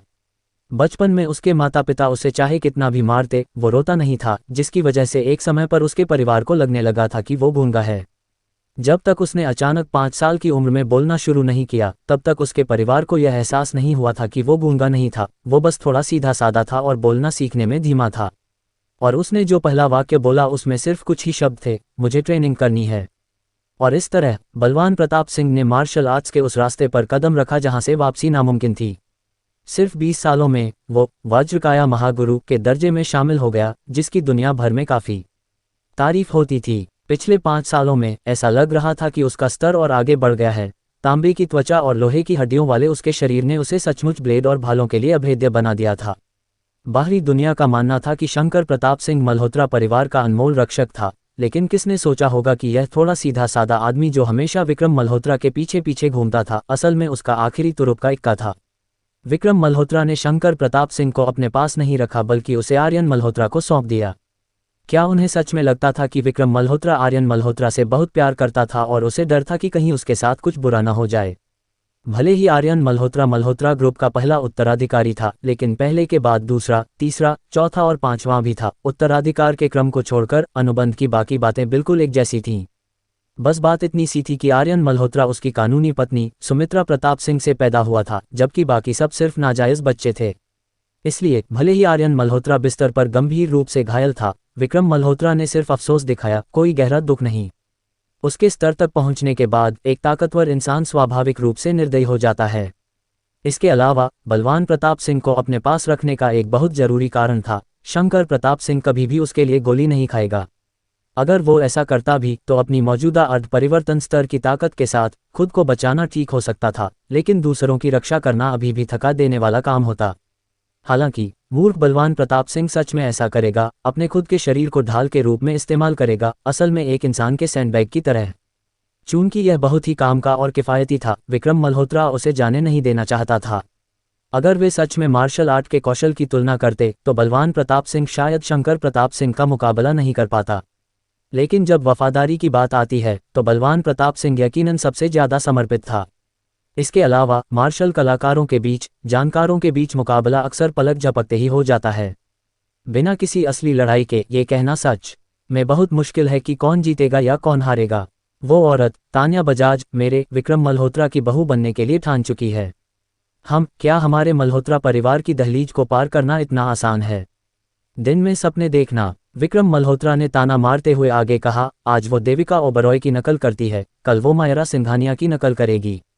वो एक भद्दी नकल है, ना इधर की ना उधर की। उस जैसी औरत मेरे आर्यन के पीछे भागने के लायक भी नहीं है। मैं उसे बहुत पहले ही रास्ते से हटाना चाहता था। बलवान प्रताप सिंह के चेहरे पर अभी भी उलझन थी, उसे समझ नहीं आ रहा था कि उसका जीजाजी किस बारे में बात कर रहा है। क्योंकि उसकी समझ के हिसाब से अगर उसका जीजाजी तान्या बजाज नाम की उस औरत को खत्म करना चाहता था तो उसे बस हुक्म देना था और वो उसे एक थप्पड़ से मार सकता था। इतना लंबा इंतजार क्यों? विक्रम मल्होत्रा ने रेड वाइन का वो गिलास लिया जो बलवान प्रताप सिंह ने डाला था, उसे अपनी आंखों के सामने घुमाया। वो थोड़ा लापरवाह लग रहा था, फिर भी उसके पास एक ऐसा गुरूर था जो सब कुछ कंट्रोल करने से आता था। उसने उस मशहूर शराब का एक घूंट लिया, एक ऐसा घूंट जो एक घरेलू कार पीने के बराबर था। अपने स्वाद की कलियों को मिलने वाली उत्तेजना का मजा लेते हुए उसने कहा, आखिरकार वो सूर्यवंशी एस्टेट से है। अगर मैं कुछ करता तो इससे हर किसी का मनोबल टूट जाता। उसे आर्यन के पीछे भागने देना हर किसी को ये समझाने के लिए है कि कोई भी हमारे मल्होत्रा परिवार के दरवाजों में दाखिल हो सकता है और हमारा मल्होत्रा परिवार उनके साथ ईमानदारी से पेश आता है। क्या तुमने कैटफिश इफेक्ट के बारे में सुना है? तान्या बजाज वो कैटफिश है जो सूर्यवंशी एस्टेट की दूसरी अमीर युवा लड़कियों का पीछा कर रही है। बलवान प्रताप सिंह ने अपने सिर के पिछले हिस्से को खुजलाते हुए सिर हिलाया, जैसे कि वहां खुजलाने से उसे अपने जीजाजी की बात समझने में मदद मिलेगी। लेकिन क्या कैटफिश खाने के लिए नहीं होती हैं? क्या उनका भी कोई इफेक्ट हो सकता है? मैंने तान्या बजाज की जग्गा से मिलने की व्यवस्था की। वो तो असल में बस एक संयोग था जिसका इरादा शेरा के करीब जाना और ये देखना था कि क्या मैं उसका इस्तेमाल कर सकता हूँ। मुझे नहीं पता था कि यह यहाँ इतनी शानदार चाल में बदल जाएगा। तान्या बजाज मायरा सिंघानिया से निपटना चाहती है। चूंकि वो परिवार के संसाधनों का इस्तेमाल नहीं कर सकती, इसलिए उसे घटिया हथकंडे अपनाने होंगे और जग्गा उसकी इकलौती पसंद है। अगर यह कामयाब हो जाता है तो इसके बारे में सोचो, वो एक परम विशेषज्ञ है जो तुम्हारे junior marshal uncle Shankar Pratap Singh को एक उंगली से हरा सकता है। अगर उसकी पत्नी का गैंगरेप हो जाए तो कौन इतने बड़े अपमान को बर्दाश्त कर पाएगा? हम ना सिर्फ उस अरमान से पूरी तरह घृणा कर सकते हैं, बल्कि यहाँ सबसे अहम बात यह है कि ये सुनकर बलवान प्रताप सिंह कुछ सोच में डूबा हुआ लगा। विक्रम मल्होत्रा रुका, फिर आगे बोला, भले ही वो अरमान बदला ले, वो सिर्फ बजाज परिवार और जग्गा को निशाना बनाएगा। बजाज परिवार की कोई अहमियत नहीं है, सूर्यवंशी एस्टेट उन्हें कभी भी छोड़ सकता है। लेकिन जग्गा कौन है? वो भैरव देशमुख का गुंडा है। और भैरव देशमुख कौन है? उसका समर्थक राजवंश एन्क्लेव का ओबरॉय परिवार है। अगर यह बात सच में कामयाब हो जाती है तो मुझे बताओ, क्या वो अरमान ओबरॉय परिवार को पूरी तरह से तबाह नहीं कर देगा? बोलते हुए विक्रम मल्होत्रा के चेहरे पर एक बेहद आत्मसंतुष्ट भाव आ गया और उसने ताना मारते हुए कहा, बाहरी दुनिया का कहना है कि छोटे सिंघानिया परिवार पर प्रतिबंध लगाने का मेरा मौजूदा कदम मेरे बुढ़ापे और कमजोरी के कारण उठाया गया एक मूर्खतापूर्ण कदम है। लेकिन कौन जानता है कि एक तीर से तीन शिकार करने की मेरी योजना में असली कातिल चाल असल में मारने के लिए चाकू उधार लेना और संघर्ष का फायदा उठाना है। अरमान आहूजा के चाकू का इस्तेमाल करके मैं पूरी तरह से घिनौनी तान्या बजाज और बजाज परिवार को खत्म कर दूंगा और साथ ही शिवगढ़ में ओबरॉय परिवार की सबसे मजबूत अंडरग्राउंड ताकत भैरव देशमुख को भी आसानी से उखाड़ फेंकूंगा।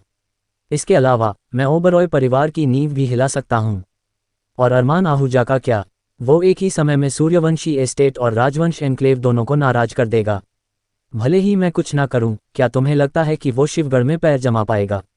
विक्रम मल्होत्रा ने सटेम वाले गिलास में रखी रेड वाइन को देखा, जो खून की तरह लाल थी, बिल्कुल उसके अपने तरीकों की तरह, चालाक और हमेशा बदलने वाली। कौन सोच सकता था कि आर्यन को बिस्तर पर गंभीर रूप से घायल देखने के तुरंत बाद मेरे दिमाग में इतनी शानदार योजना आ गई। उसे जरा भी निर्दयी महसूस नहीं हुआ, इसके बजाय उसने सब कुछ कंट्रोल करने के एहसास का पूरी तरह से आनंद लिया। लेकिन जल्द ही उसके चेहरे का वो आत्मसंतुष्ट भाव धीरे धीरे गायब हो गया और उसकी जगह उसकी आंखों में एक बेहद खूंखार लुक ने ले ली। अध्याय 58 दुनिया को उलटपुलट कर दो। विक्रम मल्होत्रा ने शुरुआत में सोचा था कि चूंकि अरमान आहूजा को स्टेशन में हिरासत में लिया गया था, इसलिए उसे यहाँ के हालात के बारे में बिल्कुल भी पता नहीं चलेगा, जिससे यह एक भगवान का दिया हुआ मौका बन जाएगा। इसके अलावा तान्या बजाज, जो शतरंज का एक मोहरा थी, मायरा सिंघानिया के प्रति नाराजगी रखती थी, जिससे उसके काम करने का मकसद पूरी तरह से सही हो गया और मल्होत्रा परिवार के शामिल होने का कोई निशान नहीं बचा। इस बारे में सब कुछ, चाहे वो इसे कैसे भी देखे, एकदम बेदाग और बेजोड़ था। लेकिन उसने जो कभी नहीं सोचा था वो ये था कि यह सब उस दरिंदे शेरा की वजह से पूरी तरह से बर्बाद हो जाएगा। शेरा, मैं चाहता हूं कि तुम एक दर्दनाक मौत मरो।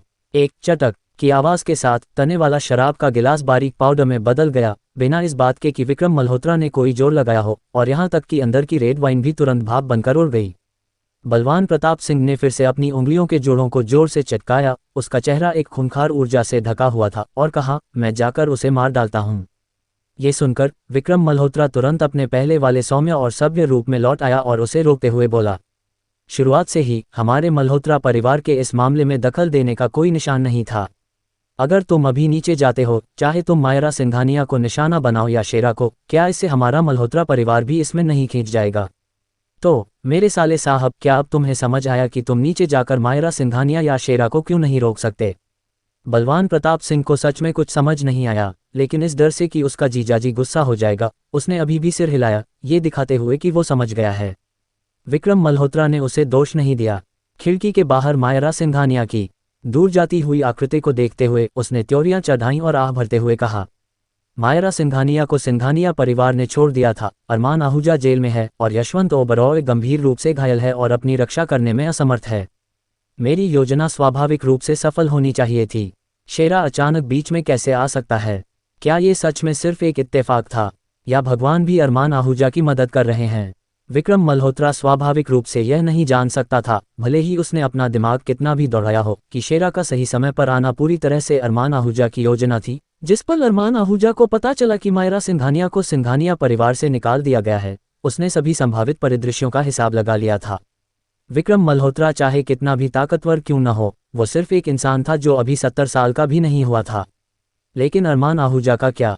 800 सालों की कठिन साधना, सभी अमरों और बुद्धों को मार डाला, उसके बाद ही उसने सहस्र अमर स्वामी की प्रतिष्ठा हासिल की थी। क्या विक्रम मल्होत्रा की एक तीर से 3 शिकार की कोई मामूली योजना अरमान आहूजा को धोखा दे सकती थी? बलवान प्रताप सिंह, इस शेरा ने मेरी इतनी बड़ी योजना बर्बाद कर दी। तुम्हारे पिता के आने से पहले उसे इस दुनिया से गायब करने का कोई मौका ढूंढो। बलवान प्रताप सिंह ये सुनकर हंसा। उसे जो 2 शब्द सबसे ज्यादा पसंद थे वो थे गायब करना। विक्रम मल्होत्रा ने एक पल के लिए सोचा, फिर निर्देश दिया, ये याद रखना, अगर कभी तुम्हारा सामना अरमान आहूजा से हो तो जितना हो सके दूर भाग जाना, उससे सीधे मत लड़ना। बलवान प्रताप सिंह थोड़ा चिढ़ गया। उसकी जिंदगी के अनुभव में भागने जैसा कोई शब्द था ही नहीं। जीजाजी, मैं गोलियों से भी नहीं डरता, तो मैं उससे क्यों डरूंगा? भले ही वो इसे मानना नहीं चाहता था, विक्रम मल्होत्रा ने फिर भी बेबसी से सिर हिलाया और कहा, मूर्ख, क्या एक गोली तुम्हारे जूनियर मार्शल अंकल की पूरी साधना को खत्म कर सकती है? फिर भी उसने यह एक उंगली से कर दिया। वो गोलियों से कहीं ज्यादा ताकतवर है। पूरे शिवगढ़ में देखें तो हम बस तुम्हारे पिता के आने और उससे निपटने का इंतजार कर सकते हैं। अल्पविराम। गाड़ी शेरा की थी। एक ड्राइवर गाड़ी चला रहा था, जबकि शेरा पैसेंजर सीट पर बैठा था। वो बीच बीच में मायरा सिंघानिया से बात करने की कोशिश करने के लिए पीछे मुड़ रहा था। हालांकि ऐसा लग रहा था कि मायरा सिंघानिया को ज्यादा बात करना पसंद नहीं था। कई कोशिशों के बाद उसने आगे कुछ बोलने की हिम्मत नहीं की। उसे डर था कि कहीं खौफनाक अरमान आहूजा की औरत नाराज न हो जाए। अब जाकर मायरा सिंघानिया पूरी तरह से अपने होश में आई थी। उसे एहसास हुआ कि तान्या बजाज का आना एक बहुत बड़ा इत्तेफाक था। इस सोच के साथ वो सोच में पड़ गई, अगर तान्या बजाज की योजना सफल हो जाती तो अंतिम विजेता कौन होता? इसके बारे में न सोचना ही ठीक था, लेकिन एक बार सोचने पर मायरा सिंघानिया की रीढ़ में एक सिहरन दौड़ गई। हालांकि पूरे मामले में मल्होत्रा परिवार की भागीदारी कम लग रही थी, लेकिन ध्यान से सोचने पर उसे साजिश की गंध आने लगी। असल में मायरा सिंघानिया की बुद्धिमत्ता को देखते हुए उसे इस बारे में पहले ही सोच लेना चाहिए था, लेकिन वो अपनी पुरानी सोच के तहत काम कर रही थी। अभी भी अरमान आहूजा को उसी कचरे के रूप में देख रही थी जो वो हुआ करता था। इसलिए उसने सोचा कि अगर तान्या बजाज सफल भी हो जाती तो अरमान आहूजा कोई परेशानी खड़ी नहीं कर पाएगा, इसलिए उसने इस पर ज्यादा ध्यान नहीं दिया था। हालांकि उसने इस बात को पूरी तरह से नज़रअंदाज कर दिया कि मौजूदा अरमान आहूजा के पास पहले से ही इतनी ताकत थी कि शिवगढ़ के 2 शीर्ष परिवार भी उससे सावधान रहें। इसलिए मल्होत्रा परिवार ने भी अरमान आहूजा के साथ खुलेआम टकराव करने की हिम्मत नहीं की, बल्कि उससे निपटने के लिए, मारने के लिए चाकू उधार लेना और एक तीर से 3 शिकार करना जैसे तरीकों का सहारा लिया। अगर अरमान आहूजा ने इतनी समझदारी नहीं दिखाई होती, इस खतरे को पहले ही भांपकर शेरा को पहले ही फोन नहीं किया होता, तो इसके परिणाम सच में अकल्पनीय होते। लेकिन अरमान आहूजा पुलिस स्टेशन में है और बाहर के लोगों से उसका कोई संपर्क नहीं है। वो इस सब की भविष्यवाणी कैसे कर सकता था? मायरा सिंघानिया स्वाभाविक रूप से यह अंदाजा नहीं लगा सकती थी कि अरमान आहूजा ने वो 2 खबरें मिलने के तुरंत बाद ही यह सब समझ लिया था। उसकी मानसिक फुर्ती का कोई मुकाबला नहीं था। कुछ देर गाड़ी चलने के बाद शेरा को गाड़ी के अंदर का माहौल अजीब लगा, इसलिए उसने छोटी मोटी बातें करते हुए कहा, भाभी, मास्टर अरमान सच में तुम्हारे लिए बहुत अच्छे हैं। अगर यह पहले की बात होती तो मायरा सिंघानिया पक्का ताना मारती, लेकिन अब उसने अपना सिर घुमाया और शेरा की तरफ देखा। उसकी आंखों में शायद एक उम्मीद की किरण थी। ये देखकर शेरा को तुरंत दिलचस्पी हुई और उसने उसे जल्दी से बताया कि पिछली बार रॉयल सिम्फनी लाउंज में क्या हुआ था। हालांकि रिया सिंघानिया ने उसे यह कहानी पहले भी बताई थी, लेकिन इसे किसी और के नज़रिए से सुनने पर यकीनन पूरी तस्वीर ज़्यादा साफ हो जाएगी। इसके अलावा भले ही यह बिल्कुल वैसा ही हो, फिर भी वो इसे दोबारा सुनना चाहती थी। अल्पविराम। डीसीपी मयूर कदम अरमान आहूजा और देविका ओबरॉय के साथ पुलिस स्टेशन के गेट पर खड़े थे और बेचैनी से अंदर की सड़क की तरफ देख रहे थे। गाड़ियां एक के बाद एक गुजर रही थीं, लेकिन उनमें से कोई भी वो गाड़ी नहीं थी जिसका वो इंतजार कर रहे थे। आसमान धीरे धीरे काला हो रहा था। उन्होंने शुरुआत में अपने ऑफिस में इंतजार करने का सुझाव दिया था, लेकिन इस बड़े आदमी अरमान आहूजा ने उन्हें कोई भाव नहीं दिया और बाहर इंतजार करने की जिद की। यहाँ तक कि देविका ओबरॉय भी उनका कुछ नहीं बिगाड़ सकी। डीसीपी मयूर कदम अब सच में घबराए हुए थे। भले ही उन्हें 10 गुना हिम्मत भी दे दी जाती, फिर भी वो देविका ओबरॉय जैसी हस्ती को नाराज करने की हिम्मत नहीं करते। फिर भी ऐसा लगता कि देविका ओबरॉय इस मास्टर अरमान आहूजा के साथ बहुत सम्मान से पेश आती थी। क्या इसका मतलब यह नहीं था कि अरमान आहूजा की हैसियत बिल्कुल स्वर्ग को चुनौती देने वाली थी? अगर ऐसा ही था तो डीसीपी मयूर कदम का छोटा सा दिल अभी भी इसे संभाल सकता था। आखिर शिवगढ़ बहुत बड़ा था और यह समझ में आता था कि एक या दो छुपे हुए ड्रैगन मौजूद हो सकते हैं। लेकिन मुख्य बात यह थी कि अरमान आहूजा, जो इतनी बड़ी हैसियत वाला इंसान था, वो असल में किसी का स्वागत करने के लिए खुद बाहर जा रहा था। तो फिर इस किसी की हैसियत क्या थी? डीसीपी मयूर कदम की आगे कुछ भी सोचने की हिम्मत नहीं हुई। उन्हें डर था कि उनका ब्लड प्रेशर बढ़ जाएगा और उनके सिर से खून बहने लगेगा। हालांकि जब उन्होंने अपने सामने एक गाड़ी रुकते देखी तो उनका दिल उछल पड़ा, ये सोचकर कि आखिरकार वे आ गए। लेकिन जब उन्होंने शेरा को गाड़ी से बाहर निकलते देखा तो उनकी आंखें लगभग अपने सॉकेट से बाहर आ गईं। वो शेरा को जानते थे और यद्यपि वे उसे उकसाने की हिम्मत नहीं करते थे, शेरा का पद देविका ओबरॉय जितना ऊंचा नहीं था, इसलिए वो यकीनन वो महत्वपूर्ण व्यक्ति नहीं था जिसका अरमान आहूजा इंतजार कर रहे थे। इस डर से कि शेरा चीजें खराब कर देगा, उन्होंने अपनी हिम्मत जुटाई और शेरा पर चिल्लाए, शेरा, जल्दी से गाड़ी हटाओ, ये तुम्हारे रहने की जगह नहीं है। शेरा ने डीसीपी मयूर कदम की तरफ देखा, उन्हें मूर्ख कहा और फिर गाड़ी का पिछला दरवाजा खोलने चला गया। डीसीपी मयूर कदम गुस्से से फटने ही वाले थे कि उन्होंने देखा कि मुख्य व्यक्ति अरमान आहूजा ने पूरे 3 कदम आगे बढ़ाए। इस शिष्टाचार के ऊंचे स्तर ने डीसीपी मयूर कदम को डरा दिया, जिन्होंने जल्दी से अपना गुस्सा निगल लिया और आने वाले का स्वागत करने के लिए अरमान आहूजा के पीछे पीछे दौड़ पड़े। मायरा सिंघानिया ने बहुत पहले ही देख लिया था कि अरमान आहूजा वहां खड़े होकर उसका इंतजार कर रहा था। उसके होठों पर एक हल्की मुस्कान आ गई जब उसने अरमान आहूजा को देखा, जो गाड़ी के दरवाजे से ज्यादा दूर नहीं खड़ा था। उसकी आंखें प्यार से भरी थीं। अगर सभी शादियां परिवार की हैसियत से मेल खाने की मानसिकता पर आधारित होती हैं तो दुनिया में कोई प्यार नहीं होगा। इसके अलावा मुझे नहीं लगता कि मायरा सिंघानिया मेरे लायक नहीं है। इसके उलट यह मैं अरमान आहूजा हूं, जो उसका बहुत ज्यादा कर्जदार है और मैं भविष्य में उसे हर चीज का मुआवजा दूंगा। रॉयल सिम्फनी लाउंज में आन्या ओबरॉय से कहे गए अरमान आहूजा के शब्द अभी भी उसके दिमाग में गूंज रहे थे और वो उन्हें भूल नहीं पा रही थी। वो अपनी जगह से नहीं हिली और अरमान आहूजा भी नहीं हिला। वे बस एक दूसरे को घूरते रहे। अरमान आहूजा जानता था कि उसके मन में अभी भी कुछ शक थे, क्योंकि अतीत का अरमान आहूजा बहुत ज्यादा नाकामयाब था और वो भी अपने सामने खड़े इस शानदार इंसान का पूरी तरह से सामना करने में असमर्थ लग रही थी। उन्हें कोई जल्दी नहीं थी, लेकिन बगल में खड़े डीसीपी मयूर कदम इतने बेचैन थे कि उनका अपना मूत्राशय पर से कंट्रोल लगभग खो ही गया था। आखिरकार मायरा सिंघानिया ने खूबसूरत कदम बढ़ाए, गाड़ी से बाहर निकली और एक खिलते हुए कमल की तरह अरमान आहूजा की तरफ चली। उसने खुद आगे बढ़कर अरमान आहूजा का चौड़ा और ताकतवर हाथ पकड़ लिया और एक ऑर्किड की तरह धीरे से सांस लेते हुए एक एक शब्द कहा, मैं तुम्हारे पकड़ने के लिए अपना दूसरा हाथ आगे बढ़ाती हूँ। चाहे दक्षिण हो या उत्तर, मैं जाने के लिए तैयार हूँ। अरमान आहूजा ने मायरा सिंघानिया का हाथ पकड़ा और अपने दूसरे बड़े हाथ को घुमाते हुए शान से घोषणा की, चलो घर चलते हैं। अरमान आहूजा को दोनों तरफ 2 सुंदरियों के साथ दूर जाते हुए देखकर डीसीपी मयूर कदम और अंजलि देसाई, जो कुछ अंदर की बातें जानती थी, दोनों को एक ऐसे सवाल का एहसास हुआ जो शिवगढ़ के पूरे ढांचे को बदल देगा। अरमान आहूजा की वापसी के साथ ये तय था कि यह विशाल शिवगढ़ राजवंश एन्क्लेव के शिखर स्वर्ग विला के आहूजा परिवार द्वारा पूरी तरह से पलट दिया जाएगा। लेकिन अरमान आहूजा का इतना ऊंचा अनुमान लगाने के बावजूद उन्हें अंततः यह एहसास कभी नहीं हुआ कि शिवगढ़, जो पानी के एक छोटे से तालाब की तरह था, मूल रूप से अरमान आहूजा जैसे सच्चे ड्रैगन को समा ही नहीं सकता था। अध्याय 59, एक फरारी के खिलाफ रफ्तार। अरमान आहूजा शिवगढ़ राजवंश एन्क्लेव के पास पहाड़ के किनारे बनी घुमावदार पहाड़ी सड़क पर देविका ओबरॉय की लाल जगुआर में बैठा था, जो ओबरॉय परिवार की तरफ भाग रही थी। क्योंकि देविका ओबरॉय अपने पिता की सुरक्षा को लेकर चिंतित थी, उसने जगुआर के प्रदर्शन को पूरे रास्ते चरम पर पहुंचा दिया। अगर कोई आसमान से देखता तो उसे दो रोशनी की किरणें पहाड़ों के बीच आगे पीछे दौड़ती हुई दिखाई देती, जैसे इंसानी दुनिया में भटकते हुए भूत। ठीक जब देविका ओबरॉय बेचैनी से सड़क पर दौड़ रही थी, तभी उसके कानों में अचानक तेजी से हॉर्न बजने की आवाज आई, साथ ही इंजन के गरजने की खौफनाक आवाज भी। देविका ओबरॉय को रियरव्यू मिरर में सिर्फ एक नज़र डालनी थी और उसे दूसरी पार्टी की पहचान पता चल गई, और वो खुद को धीरे से गालियां देने से नहीं रोक पाई। जानवर, क्या तुम्हें पुनर्जन्म लेने की जल्दी है? अरमान आहूजा ने पीछे मुड़कर देखा तो उसे आग की तरह चमचमाती फरारी सुपरकार दिखाई दी। इसकी बॉडी को खास तौर पर मॉडिफाई किया गया था। टायरों और चेसिस पर रंग बिरंगी लाइटें लगाई गई थीं, जो कार के चलने पर लगातार रंग बदल रही थीं और बहुत ही कूल और हाई प्रोफाइल लग रही थीं। उसके पीछे पीछे कई और वैसी ही खर्चीली मॉडिफाई स्पोर्ट्स कारें भी आ रही थीं। तो यह वो अजूबा है। कार के मालिक के बारे में जानकारी तेजी से अरमान आहूजा के दिमाग में आ गई।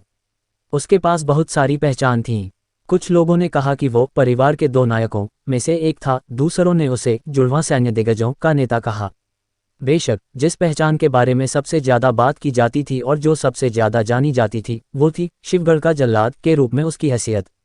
चिराग ओबरॉय, आयरन बोन, यशवंत ओबरॉय का तीसरा बेटा, देविका ओबरॉय का तीसरा बड़ा भाई और आन्या ओबरॉय का असली पिता था, जो एक अधेड़ उम्र का आदमी था, जो अच्छा भी था और बुरा भी। वो कभी भी नियमों से नहीं खेलता था, जिसकी वजह से यशवंत ओबरॉय ने उनके पिता पुत्र के रिश्ते को लगभग खत्म कर दिया था, और वो कहानियों से भरा एक आदमी था।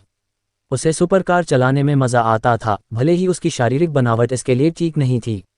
उसे गाड़ियों को मॉडिफाई करना भी पसंद था। वो आमतौर पर उन्हें जितना हो सके उतना आकर्षक बनाने के लिए कस्टमाइज करता था और व्यवहारिकता को पूरी तरह से नज़रअंदाज कर देता था, जब तक कि वो दिखावा करने के लिए काफ़ी कूल न हो।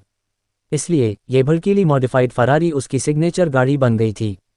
उसके हिंसक स्वभाव और उसके हाथों पर लगे खून के कारण वो जहां भी जाता था, कोई भी गाड़ी उसका रास्ता रोकने की हिम्मत नहीं करती थी। वे सिर्फ आज्ञाकारी बनकर रास्ता छोड़ सकते थे। लेकिन वो दूसरे लोग थे। देविका ओबरॉय को इस बात से कोई फर्क नहीं पड़ता था कि वो दुनिया भर में खूंखार शिवगढ़ का जल्लाद था या नहीं। उसने स्टीयरिंग व्हील घुमाया, जगुआर को सड़क के बीच में ले गई और उसका रास्ता रोक दिया।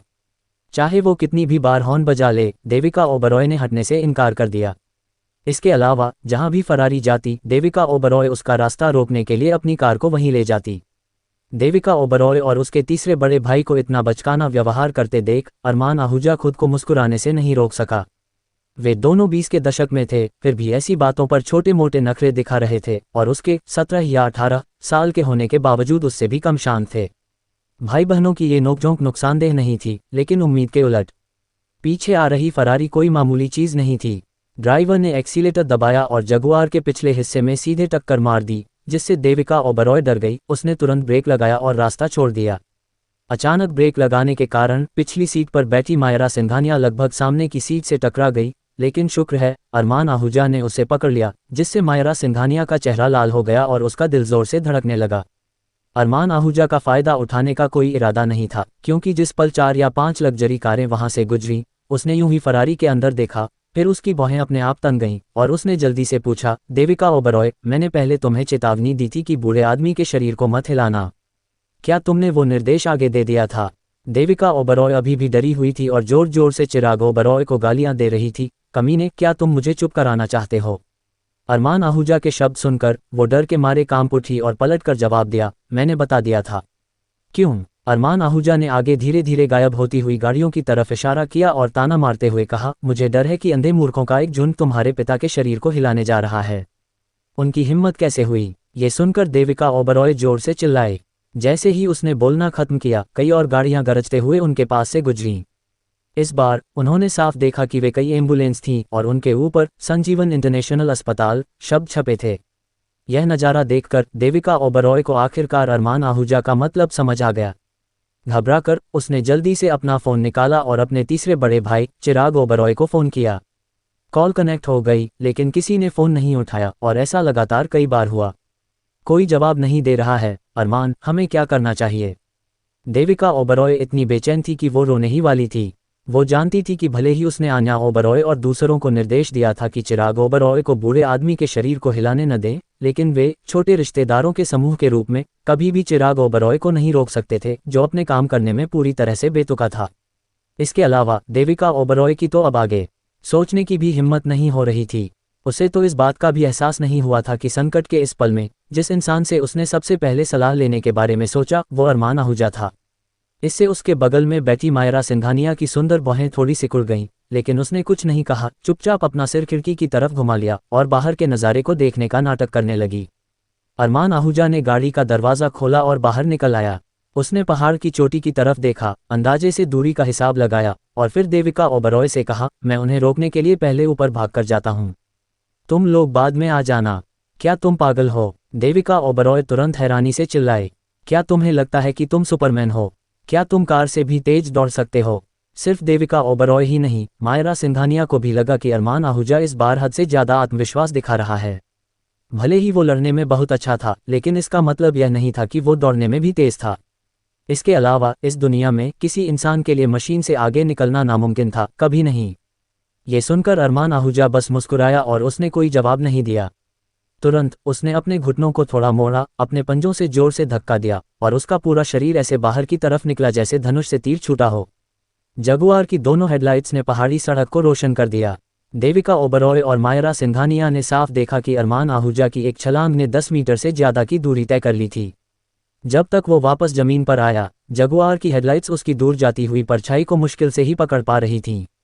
ये अपने सामने हो रहे इस नज़ारे को देखकर देविका ओबरॉय के लाल होंठ खुले के खुले रह गए, इतने चौड़े कि कोई उसके अंदर खीरा डाल सकता था। मायरा सिंघानिया भी सदमे से भर गई थी, यहाँ तक कि उस जैसी शांत इंसान भी साफ तौर पर उस पल शांत नहीं रह सकी। वो आंखें फाड़कर देखती रही, उसका चेहरा अविश्वास से भरा था। अरमान आहूजा को शिवगढ़ की इन दो टॉप सुंदरियों के सदमे की कोई परवाह नहीं थी, क्योंकि भले ही उसकी हरकतें उनकी नज़रों में स्वर्ग को चुनौती देने वाली लग रही थीं, लेकिन खुद अरमान आहूजा के लिए ये सिर्फ एक मामूली बात थी। आखिरकार वो मूल स्थापना स्तर के प्रारंभिक चरण पर ही था। अगर वो उंगली का रहस्यमयी स्वर्गीय चमत्कार तक पहुंच पाता तो स्वर्ग और पृथ्वी को पार करना बस एक विचार होता। और अगर वो क्लेश पार करने का स्तर तक पहुंच पाता, जैसा कि उसने अपने पिछले जन्म में किया था, तो शून्य क्षेत्र को फाड़ना और 10,000 दुनियाओं को पार करना पलक झपकते ही हो जाता। अरमान आहूजा ने शुरुआत में एक सीधी रेखा में ऊपर भागने का इरादा किया था, लेकिन राजवंश एन्क्लेव पहाड़ में बना था, जंगल की वनस्पति घनी थी और रात में दृश्यता खराब थी। सुरक्षा के लिए अरमान आहूजा ने उस रास्ते को नहीं चुना, बल्कि सड़क के साथ साथ ऊपर चला गया। रात के आसमान के नीचे अरमान आहूजा का शरीर सड़क पर ऊपर नीचे हो रहा था, इतनी तेजी से चल रहा था कि वो नग्न आंखों से लगभग अदृश्य था, एक भूत की तरह। अरमान आहूजा को अच्छी तरह पता था कि शंकर प्रताप सिंह के ट्रिपल इन स्ट्रेंथ के वार से यशवंत ओबरॉय की छाती धंस गई थी। हालांकि उसके अपने सत्य प्राण दिल की रक्षा कर रहे थे, लेकिन इसका असर ज्यादा देर तक नहीं रहेगा। अगर चिराग ओबरॉय द्वारा लाए गए डॉक्टरों के समूह ने उसे हिलाया तो पसलियां दिल को छेद देंगी, सत्य प्राण बाहर निकल जाएगा और यशवंत ओबरॉय की तुरंत मौत हो जाएगी। इसलिए अरमान आहूजा के नजरिए से यह उसके और फरारी के बीच रफ्तार का कोई मुकाबला नहीं था, बल्कि मौत के देवता के खिलाफ एक प्रतियोगिता थी। अध्याय 60 राष्ट्रीय चिकित्सा गुरु का मूल्यांकन। शिवगढ़ में ओबरॉय परिवार के विला के आलीशान लिविंग रूम में यशवंत ओबरॉय बाग की खाल वाले एक महंगे सोफे पर लेटा हुआ था और अपनी जिंदगी से बमुश्किल चिपका हुआ था। जब से वो पहाड़ की चोटी से लौटा था, वो ऐसा ही था, बिना हिले डुले, जैसे सर्दियों की नींद में सोया हुआ कोई जानवर हो। उसके चारों ओर आन्या ओबरॉय के नेतृत्व में ओबरॉय परिवार की युवा पीढ़ी खड़ी थी। सभी के चेहरों पर गंभीरता थी और वे लंबे कपड़े पहने 70 साल के एक बुजुर्ग को घूर रहे थे जो दादाजी का एक्यूपंक्चर कर रहा था। वैद्यराज हरिनारायण नाम का ये लंबे कपड़े पहनने वाला बुजुर्ग भारत में पारंपरिक चिकित्सा का एक प्रसिद्ध महागुरु था, जिसे राज्य परिषद से विशेष सरकारी सब्सिडी मिलती थी। वो सैन्य नेताओं का निजी डॉक्टर हुआ करता था, क्योंकि वो हमेशा अपने साथ 12 चांदी की सुइयां रखता था और अपने सभी इलाजों के लिए केवल इन्हीं 12 सुइयों का इस्तेमाल करता था। इसलिए पारंपरिक चिकित्सा समुदाय में उसे 12 सुई हरिनारायण के नाम से जाना जाता था।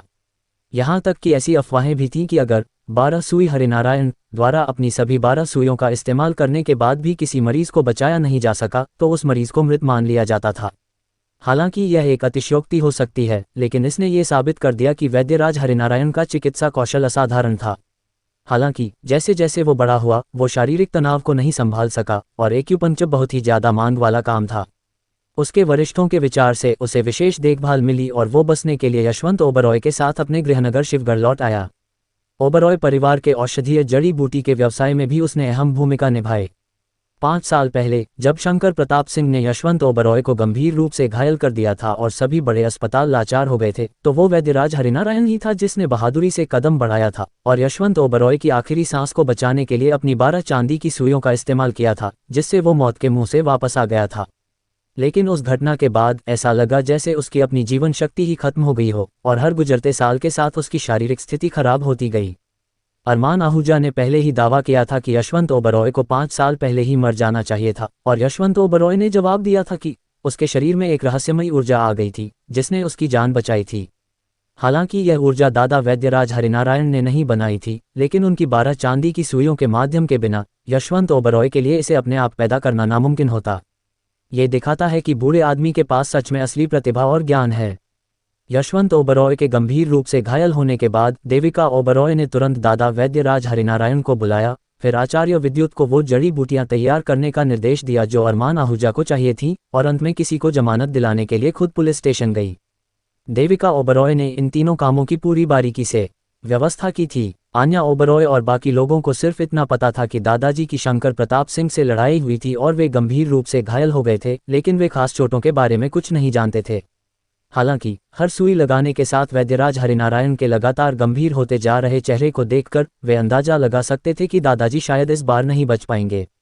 आन्या ओबरॉय लगातार पीछे आंगन की तरफ देख रही थी, उस शख्स को ढूंढ रही थी जो भले ही प्रभावशाली नहीं था लेकिन पूरी तरह से भरोसेमंद था। लेकिन हर बार जब वो पीछे मुड़कर देखती तो उसे भारी निराशा ही हाथ लगती। वैद्यराज हरिनारायण ने आखिरी सुई लगा दी थी। उसके माथे पर पसीने की बड़ी बड़ी बूंदें थीं और उसकी आंखों में चमक का आखिरी अंश भी आखिरी सुई के गिरने के साथ पूरी तरह गायब होता हुआ लग रहा था। उसने अपनी पीठ सीधी की, उसका सिर चकराया और वो सीधे पीछे की तरफ गिर पड़ा। किस्मत से आन्या ओबरॉय समझदार थी, उसने आगे बढ़कर बूढ़े आदमी को सहारा दिया। दादा हरिनारायण, क्या आप ठीक हैं? आन्या ओबरॉय ने चिंता से पूछा। आन्या ओबरॉय और वैद्यराज हरिनारायण का बहुत अच्छा रिश्ता था। जब वो छोटी थी और बीमार पड़ जाती थी या मार्शल आर्ट ट्रेनिंग के दौरान घायल हो जाती थी तो कोई और उसे दवाई नहीं खिला पाता था, सिर्फ दादा वैद्यराज हरिनारायण की बातें ही असर करती थीं। वैद्यराज हरिनारायण ने खुद को संभाला, हाथ हिलाकर इशारा किया कि वो ठीक है और बोला, मैं अब बूढ़ा हो गया हूँ, उतना काम का नहीं रहा जितना पहले हुआ करता था। बोलते बोलते वो लिविंग रूम के बीच की तरफ चला गया। उसने सोचा, इस जगह से बोलने पर ओल्ड मास्टर ओबरॉय उसे सुन नहीं पाएंगे, है ना? ये देखकर समझदार आन्या ओबरॉय और बाकी लोगों के दिलों में डर बैठ गया। आन्या ओबरॉय ने उसका पीछा किया, एक गहरी सांस ली और हिम्मत करके पूछा, दादा हरिनारायण, मेरे दादाजी कैसे हैं? वैद्यराज हरिनारायण ने एक गहरी सांस लेते हुए कहा, आन्या, सच कहूं तो अगर मेरे पास मेरी जवानी का हुनर होता तो भी मैं ओल्ड मास्टर ओबरॉय को नहीं बचा पाता और अब तो मेरा एक्यूपंक्चर मेरी ताकत के बाहर है। ये बस एक दिखावा है। आध्यात्मिक ऊर्जा काफी समय पहले ही खत्म हो चुकी है और इसका असर पहले जैसा बिल्कुल नहीं है। तो क्या मेरे दादाजी? ऐसा बोलते हुए आन्या ओबरॉय की आंखें लाल हो गईं। वैद्यराज हरिनारायण ने जल्दी से अपना हाथ हिलाते हुए कहा, अभी चिंता मत करो। मेरी राय में ओल्ड मास्टर ओबरॉय को जरूर किसी मास्टर से मदद मिली होगी, वरना वो बहुत पहले ही मर गए होते। आन्या ओबरॉय ने जल्दी से पूछा, आपका इससे क्या मतलब है?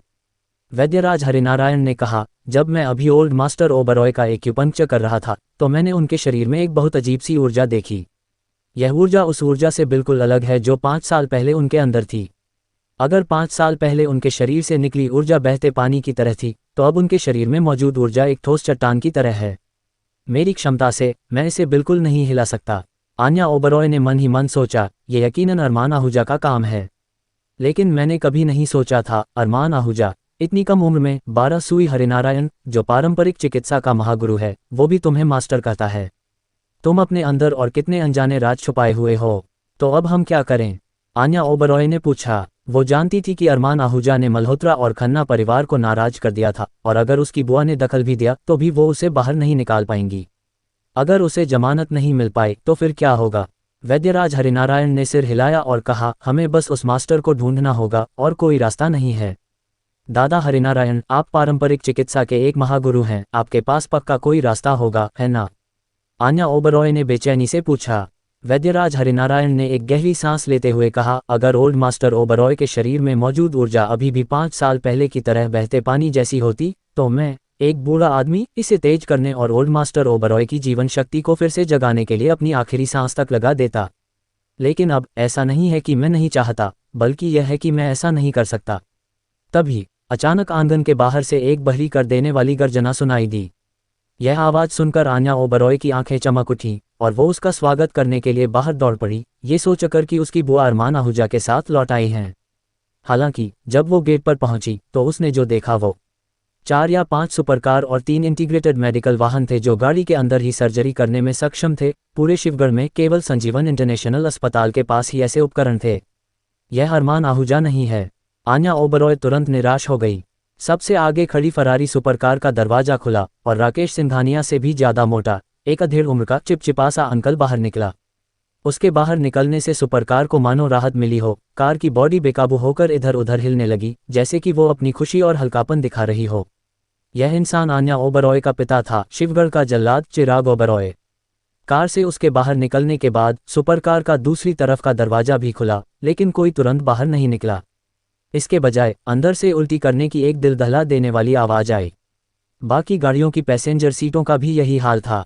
चिराग ओबरॉय सुपरकार के सामने खड़ा हो गया और चिल्लाया, तुम लोग शिवगढ़ और यहाँ तक कि दक्षिणांचल प्रदेश के सबसे बेहतरीन सर्जन हो। मेरे पिता अभी अंदर हैं, जल्दी जाओ और उनका इलाज करो, वरना तुम मेरी शिवगढ़ का जल्लाद की उपाधि को तो जानते ही हो। जैसे ही उसके शब्द खत्म हुए, आन्या ओबरॉय ने देखा कि अलग अलग सुपरकोच से निकलने वाले सभी लोग सफ़ेद कोट पहने हुए थे। संजीवन अस्पताल के आर्थोपेडिक्स विभाग के डॉक्टर आलोक बैनर्जी, एनेस्थेसियोलॉजी और सर्जरी के डॉक्टर तरुण दास, कार्डियोथोरेसिक सर्जरी के डॉक्टर सतीश रेड्डी और ओह पापा, क्या आपको पता है कि इन डॉक्टरों से अपॉइंटमेंट लेना कितना मुश्किल है। यहाँ तक कि मेयर को भी डॉक्टर को दिखाने के लिए पहले से अपॉइंटमेंट लेना पड़ता है, लेकिन आपने तो इन सबको बांधकर यहाँ ले आए। आपके काम करने का तरीका आपकी बेटी को पसंद आया। ठीक जैसे ही डॉक्टरों ने यशवंत ओबरॉय के शारीरिक परीक्षण की तैयारी के लिए लिविंग रूम में प्रवेश किया, अचानक एक जोरदार आवाज गूंजी, अगर तुम नहीं चाहते कि ओल्ड मास्टर ओबरॉय मरे तो उनसे दूर रहो। डॉक्टरों ने पीछे मुड़कर देखा और आवाज के मालिक को ऐसे घूर रहे थे जैसे कि वो पागल हो। चिराग ओबरॉय ज्यादा सीधा था, उसने गाली देते हुए कहा, ये छोटा सा बच्चा कहाँ से आ गया, घर जाओ और अपना दूध पियो। ये सुनकर आन्या ओबरॉय और बाकी के जूनियर्स के पसीने छूट गए। ओह पापा, ऐसा नहीं है कि आपकी बेटी आपको रोकना नहीं चाहती, बस बात इतनी सी है कि आपकी जुबान बहुत तेज चलती है। वो मशहूर ग्रैंड मास्टर आहूजा हैं। आप बूढ़े आदमी, भगवान ही आपका मालिक है। नया आने वाला इंसान अरमान आहूजा था। उसने चिराग ओबरॉय की तरफ देखा, फिर हंसा और बोला, ये जंगली सुअर कहाँ से आ गया जो अपने मुंह से गंदगी उगल रहा है।